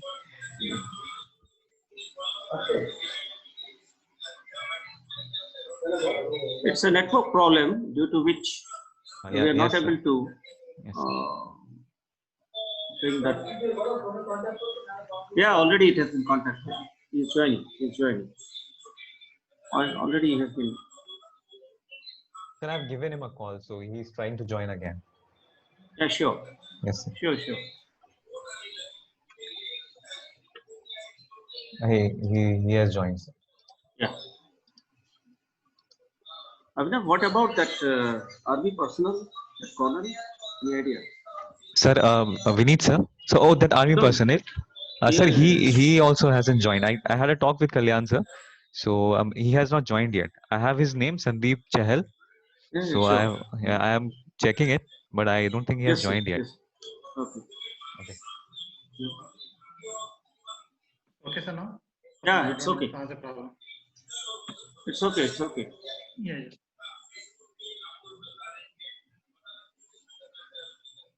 जब आप training programme बताते थे उसके अंदर जो planning अंदर जिस तरह है आप प्लान किए थे वो उसके मुताबिक आपका जो वो उस वीक में ट्रेनिंग में आपको सब कुछ आ जाना चाहिए कि जो आपने क्या क्या मेंशन किया था, चाहे आप एरोबिक कर रहे हैं, स्ट्रेंथ कर रहे हो, टेस्टिंग कर रहे हो, जो भी है। और फाइनली नीचे आप देख सकते हो जो रेड कलर में देख रहा है, मेरा प्लानिंग में मेरा एम था कि हम 150 किलोमीटर कवर करना इस हफ्ते में और 34 आवर्स होना चाहिए। उसमें हमारा यूटिलाइजेशन 3 to 1 70% तक कवर होना चाहिए और थ्रेशोल्ड ट्रेनिंग 25% तक होना चाहिए, ट्रांसपोर्ट 50%, 5% तक, एनारोबिक 0%। मतलब जब भी आप पहले प्लान कर ले कौन सा कितना कितना परसेंटेज होना चाहिए, तकरीबन उसी मुताबिक आपका मोटे तौर पे हर एक सेक्शन का गोल एम के साथ साथ आपका उसमें आपको मेंशन करना जरूरी है आपका माइक्रो साइकिल के अंदर, ताकि इस तरह पहले मोटे तौर पे आपका पीरियडाइजेशन में आपने क्या क्या मेंशन किया था वो उसके मुताबिक आपका ट्रेनिंग प्रोग्राम बनाना आपको आसान हो जाता है। Finally which is the way, best way कौन सा क्या है, there is no master plan. अब ज्यादा डिपेंड करता है आपका जो कोच जब भी आप प्लान बना रहे हो based on the individual needs to the possibilities and calendar, external factor जैसा पहले बताया था, उस इंडिविजुअल के ऊपर डिपेंड करता है, उसके पॉसिबिलिटीज क्या है डिपेंड करता है, जो आपको जहाँ पे आपको काम कर रहे हो, जहाँ पे आपको ट्रेनिंग कर रहे हो वहाँ के फैसिलिटीज, वेदर का इंडेक्स करता है, उसका स्टडी या वर्क कितना टाइम दे पा रहा है। आप तो प्लान तो बना लिया, वो स्टडी कर रहा है, आप काम कर रहा है, वो 2 सेक्शन है 3 सेक्शन नहीं आ पा सकता है, उसके लिए आपको सूटेबल नहीं हुआ। लेकिन आप प्लान बनाने से पहले हमेशा हम रोइंग में ये कहते हैं कि जब भी प्लान बनाते हो कोचेस प्लेयर के साथ मिलकर बनाना चाहिए, ताकि उसके प्लस पॉइंट से उसके अवेलेबिलिटी से कि हमको क्या मदद मिल सकता है वो ज्यादा इंपॉर्टेंट है। तुम अपना वे ऑफ वे से आपको प्लानिंग बना लेगा, कभी कभी हो सकता है आपको सूटेबल नहीं हो। और जिस तरह ट्रेनिंग बनाते प्रोग्राम बनाने से ये भी ध्यान रखना चाहिए आपके जो कंडीशंस क्या है, आपका इक्विपमेंट्स है, आपको फोर्स कितना मिल रहा है, वहाँ का वेदर कंडीशंस क्या है, क्या माहौल को हमको फेस करना पड़ सकता है, क्योंकि अलग अलग वेदर में हमको काफी ट्रेनिंग सेक्शन मिस कर सकते हैं। उसके बारे में अल्टरनेटिव आपके पास क्या क्या पॉसिबिलिटीज है, अगर हमने पानी में जा नहीं पा रहे तो हमने ग्राउंड में किस तरह ट्रेनिंग कर सकते हैं, ये चीज भी आपको काफी पहले से ध्यान रखते हुए आपको बनाना चाहिए। अल्टीमेटली फाइनली अगर देखा जाए, don't lose sight on the main goal when you planning the apply. ये चीज का ध्यान रखिए, जो आपका मेन मकसद था वो आपको कभी भी छोड़ना नहीं चाहिए जब आप बना सकते हो या अप्लाई करते हो।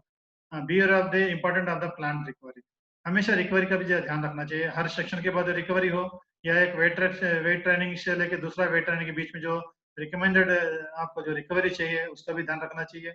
और एक हफ्ते के बाद हफ्ते, जैसे हमारे मंडे से लेके सैटरडे तक कंटिन्यू करें, बीच में हमने एक हाफ डे लेते हैं, एक वेडनेसडे, और उसके बाद सैटरडे लेते हैं, संडे रिकवरी करके फिर मंडे से शुरू कर सकते हैं। इससे पहले भी बताया था हमने 9 दिन का प्रैक्टिस करते थे पहले जब हम रोइंग करते थे। ये इसका भी ध्यान रखना है, आपका रिकवरी ये भी इंपॉर्टेंट है। जब हमेशा आप ट्रेनिंग लोड ही लेते जाओगे, आपके पास रिकवरी नहीं है, फिर अगला दिन अगला सेशन के लिए अगला कॉम्पिटिशन के लिए आपको बेहतरीन आपको बॉडी को प्रिपेयर नहीं कर पाएंगे। Be flexible, don't be afraid divide when the needed. आपको फ्लेक्सिबल रहना जरूरी है, डरने की जरूरत नहीं होना चाहिए, क्योंकि हमको हमेशा पहले ही प्लान होना चाहिए। आज एक दिन में मैं समझता एक हफ्ते का प्लानिंग होना चाहिए। अगर मैं कल कुछ ट्रेनिंग कराना चाहता तो पहले आपको उसी दिन पहले दिन से भी प्लान ए बी सी आपका दिमाग में होना चाहिए, क्योंकि कल मैं एक टीम के साथ प्रैक्टिस कर रहा हूँ, इंडिविजुअल को डिपेंड नहीं करता, एक टीम के क्रू के साथ मैं काम कर रहा हूँ। हो सकता है मेरा XYZ एक प्लेयर हो सकता है बीमार पड़ जाएगा, पहले से सिम्टम्स लग रहे हैं, कल से उसका चेहरा ठीक नहीं लग रहा है, बीमार है, और उसकी जगह पे कौन बैठेगा, उसकी जगह पे किसके रखो मैं प्रैक्टिस कर रहा हूँ, plan A, plan B, plan C के साथ। अगर मेरे को वेदर कंडीशन आज पानी अलो नहीं कर रहा पानी जाने के लिए, अगर ड्राइंग करना है, मैं बाहर क्या कर सकता हूँ, मैं एर्गोमीटर कर सकता हूँ, गुड ऑप्शन। लेकिन मेरे पास उतने पॉसिबिलिटी नहीं है, उतने एर्गोमीटर्स नहीं है, मेरा स्ट्रेंथ से ज्यादा कम से कम 50% से भी कम है, मेरे को कितने ग्रुप करना है, अगर ग्रुप करना तो कौन सा ए ग्रुप में कितने होना चाहिए, बी ग्रुप में कितने होना चाहिए, और पहले से एक दिमाग एक प्लान प्री प्लान आपके दिमाग में अगर चलते रहेंगे इस सभी चीजें, फिर आपको ट्रेनिंग देने में बेहतरीन होगा, आपको बेहतरीन प्लानिंग प्लानर मान जाते हो, बेहतरीन अचीव कर सकते हो। नहीं तो सुबह जाने बाद खड़ने के बाद आप प्लान करते रहोगे, कौन पहले करेगा, कौन बात करेगा, उसकी जगह पे कौन बैठेगा, इस तरह का कई चीजें आते हैं ग्रोइंग के अंदर, फिर आपका टाइम वेस्ट हो जाएगा, जो आपकी जो कैपेसिटी है कोचिंग का आपका थिंक करने का वो भी कमजोर सा दिखता है दूसरों के नजर में। इसलिए आज अच्छे कोच होने के नाते आपके पास प्लान ए बी सी आपके दिमाग में हमेशा होना चाहिए, फटाफट इंप्लीमेंट होना चाहिए। आपका प्लान ए है तो आपको मेरा प्लान बी, नहीं तो प्लान सी, ये फटाफट इंप्लीमेंट ए काफी इंपॉर्टेंट है अच्छा कोच। Put yourself your athletes in the position to succeed, अपने आप को अपना प्लेयर्स को उस पोजीशन में रखो ताकि हमें बेहतर कामयाब होने दें। Finally don't be overload for your athletes. अगर फाइनली ये कहना चाहता हूँ, जब भी आप ट्रेनिंग देते हो आपको ओवरलोड नहीं होना चाहिए, क्योंकि आप कोच हो, सिर्फ आप ट्रेनिंग ही देते रहते हो, लेकिन उनके नज़र से भी देखना चाहिए कि जो आप जो ट्रेनिंग दे रहे हो अपने ट्रेनिंग प्लान के मुताबिक आपने जो स्टडी किया, जो पढ़ाई किया, हो सकता है वो बिल्कुल परफेक्ट है, हो सकता है आपके प्लेयर के लिए हो सकता है वो ज़्यादा भी हो सकता है। ये जानना पहचानना आपको काफ़ी इंपॉर्टेंट है। उनको फाइनल ये किया जाता है कि उनको फ्राई मत करो, क्योंकि सिस्टमैटिकली आपको जानना चाहिए। फाइनली अगर आपका पूरा का पूरा साल बेहतरीन चला, तो फाइनल के बाद आपको इस तरह का नज़र एक फोटो देखने के लिए मिलता है, क्योंकि आपको खुशी के साथ आपका नज़र दिखता है, आपको प्लेयर के में वो जो चेहरे पे एक खुशी नज़र आती है। एशियन गेम्स में हमारा टीम गोल्ड लिया था। थैंक यू फॉर अटेंशन, जो भी हमने सुना था। सॉरी फॉर इंटरप्शन, बीच में नेटवर्क जैसे कुछ प्रॉब्लम आई थी। मैं कोशिश किया कि जो मेन जो टर्मिनोलॉजी से जो इसके क्रेडिट उसको बताया था, और हमारे इंडियन कंडीशन के साथ हमने किस तरह उसको ये कर रहे हैं, मैं वो भी अपना एक्सपीरियंस के साथ आपके सामने रखा है। उम्मीद है आपको थोड़ा बहुत समझ में आई, लेकिन ये सिर्फ एक गाइडलाइंस है। लेकिन जब भी आप बनाते हो अपना टीम को अपना स्ट्रेंथ देखें, जैसा पहले बताया था मैंने, आपका टीम का टारगेट्स क्या है, आपका एम्स क्या है, उसका स्ट्रेंथ क्या है, वीक पॉइंट्स क्या है, उसी मुताबिक से आपको ये जितने भी पॉइंट्स है नजर रखते हुए आपको अपना आपका planning banana. Thank you very much sir, आपको मेरे को ये प्लेटफॉर्म में आने का मौका दिया है। थैंक यू साई कोलकाता और मजुमदार सर और साई के लिए और rowing federation. Thank you, Mr. Ismail Beg. It was an excellent session from your part. You have tried your level best, and you have made all of us understand about the periodization. It is a way of presenting was very simple and very nice. I appreciate the effort which you have put to make the session good. Now, since I was just waiting for Sri Sandeep Chahal, I don't think he has joined. Avinav, did Sandeep sir, Chahal has joined? No, sir, he hasn't joined. Sir, is he joining with some another name or something? If you guys can confirm that. Because Sandeep Chahal, I cannot find. I'm writing that name in the chat box, in the participant section. No, I think he's not there. So, Yeah. carry on the question and answer. Okay, sir. Yes, sir. Okay, so I request Dr.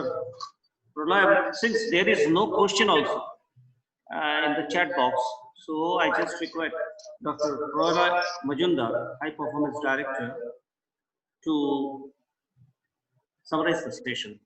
So please. Thank you.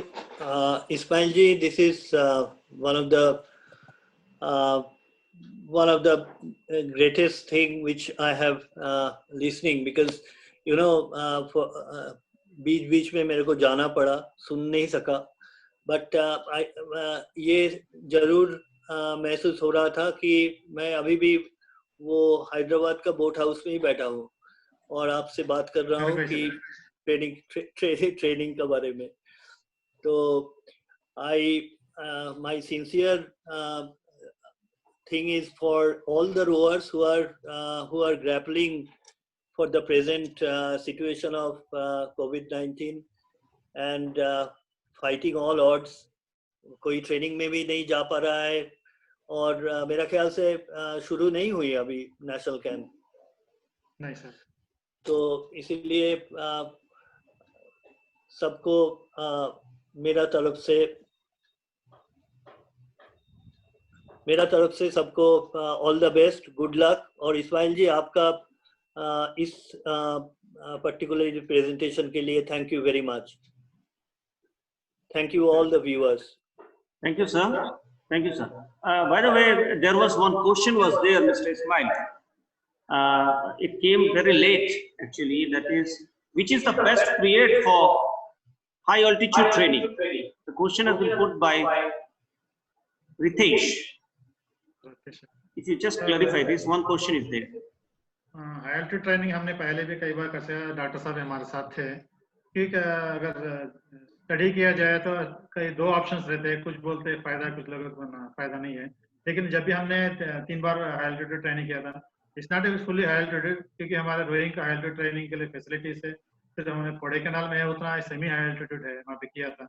जब भी हमने वहाँ पे 1 महीने का general condition का नजर से हमने किया था, उसके बाद हम वापस हैदराबाद जब आए थे, जब आके हम टेस्टिंग किया तो हमें काफी फर्क पड़ा कि जनरली बोलते हैं कि कंपटीशन से पहले होना चाहिए, साइंटिफिकली बोलते हैं उसका इफेक्ट 2 हफ्ते तक रहता है। अगर आप कोई कंपटीशन में हम जा रहे हैं, अगर उससे 2 हफ्ते पहले तक हमने उस ट्रेनिंग करके अगर सीधा कंपटीशन में गए तो मेरे ख्याल से वो बेहतर रहता है। लेकिन जहाँ पे आप ट्रेनिंग कर रहे हो वहाँ पे उस तरह का फैसिलिटी भी होना चाहिए। तब इंडिया में उस तरह का भी फैसिलिटीज वाला सेंटर है एलटीटी में नहीं है। जैसे कोडाईकनाल का जो सेंटर है, जो वेरी स्मॉल, जो 500 मीटर्स मिलता है, जब हम 2 किलोमीटर का जो कॉम्पिटिशन के लिए कोई प्रिपेयर करके 500 मीटर में करना, हमको उतना फायदा नहीं है। लेकिन जनरली वहाँ पे हमने 3 बार भी कैंप किया था, डॉक्टर साहब भी हमारे साथ आके काफी टेस्ट किए थे। उधर भी टेस्ट करने के बाद फिर वहाँ पे हमने सी लेवल पे आके टेस्ट किया तो हमें काफी फर्क पड़ा, फील हुआ कि एक इम्प्रूवमेंट है। Thank you, Mr. Smilebek, for the wonderful description of that particular question. We appreciate the way you express the things. I think it is very much helpful for all of them. Lastly, coming to thanks, I convey my sincere thanks to you for presenting a wonderful topic. Surely it will benefit us, because ultimately, whatever be the sessions, we get something new with that. So, and that may be very helpful for us in the future, especially when you see the knowledge that is more of what you call this very innovative type of things you can have. Mainly, we should have innovative type of knowledge. I like to thank our Director in Charge, Sri Vinit Kumar ji, for his support. I like to thank Dr. Pralay Majumdar, High Performance Director and In Charge Sports Science, New Delhi, for coordinating so beautifully and arranging the speaker in such a way which is very, very helpful for all of us, especially from the sports fraternity point of view. I like to thank Dr. Kalyan Chaudhary, in charge academics, for taking a grassroots initiative to conduct this type of program. Once again, I thank all the participants who all have participated and concentrated with patience to gain more knowledge. Thank you. Honor. Goodbye. Thanks, sir. Next Have a good day. Next day. Sir, I'll end the session now. Yeah, sure. Thank you, everybody.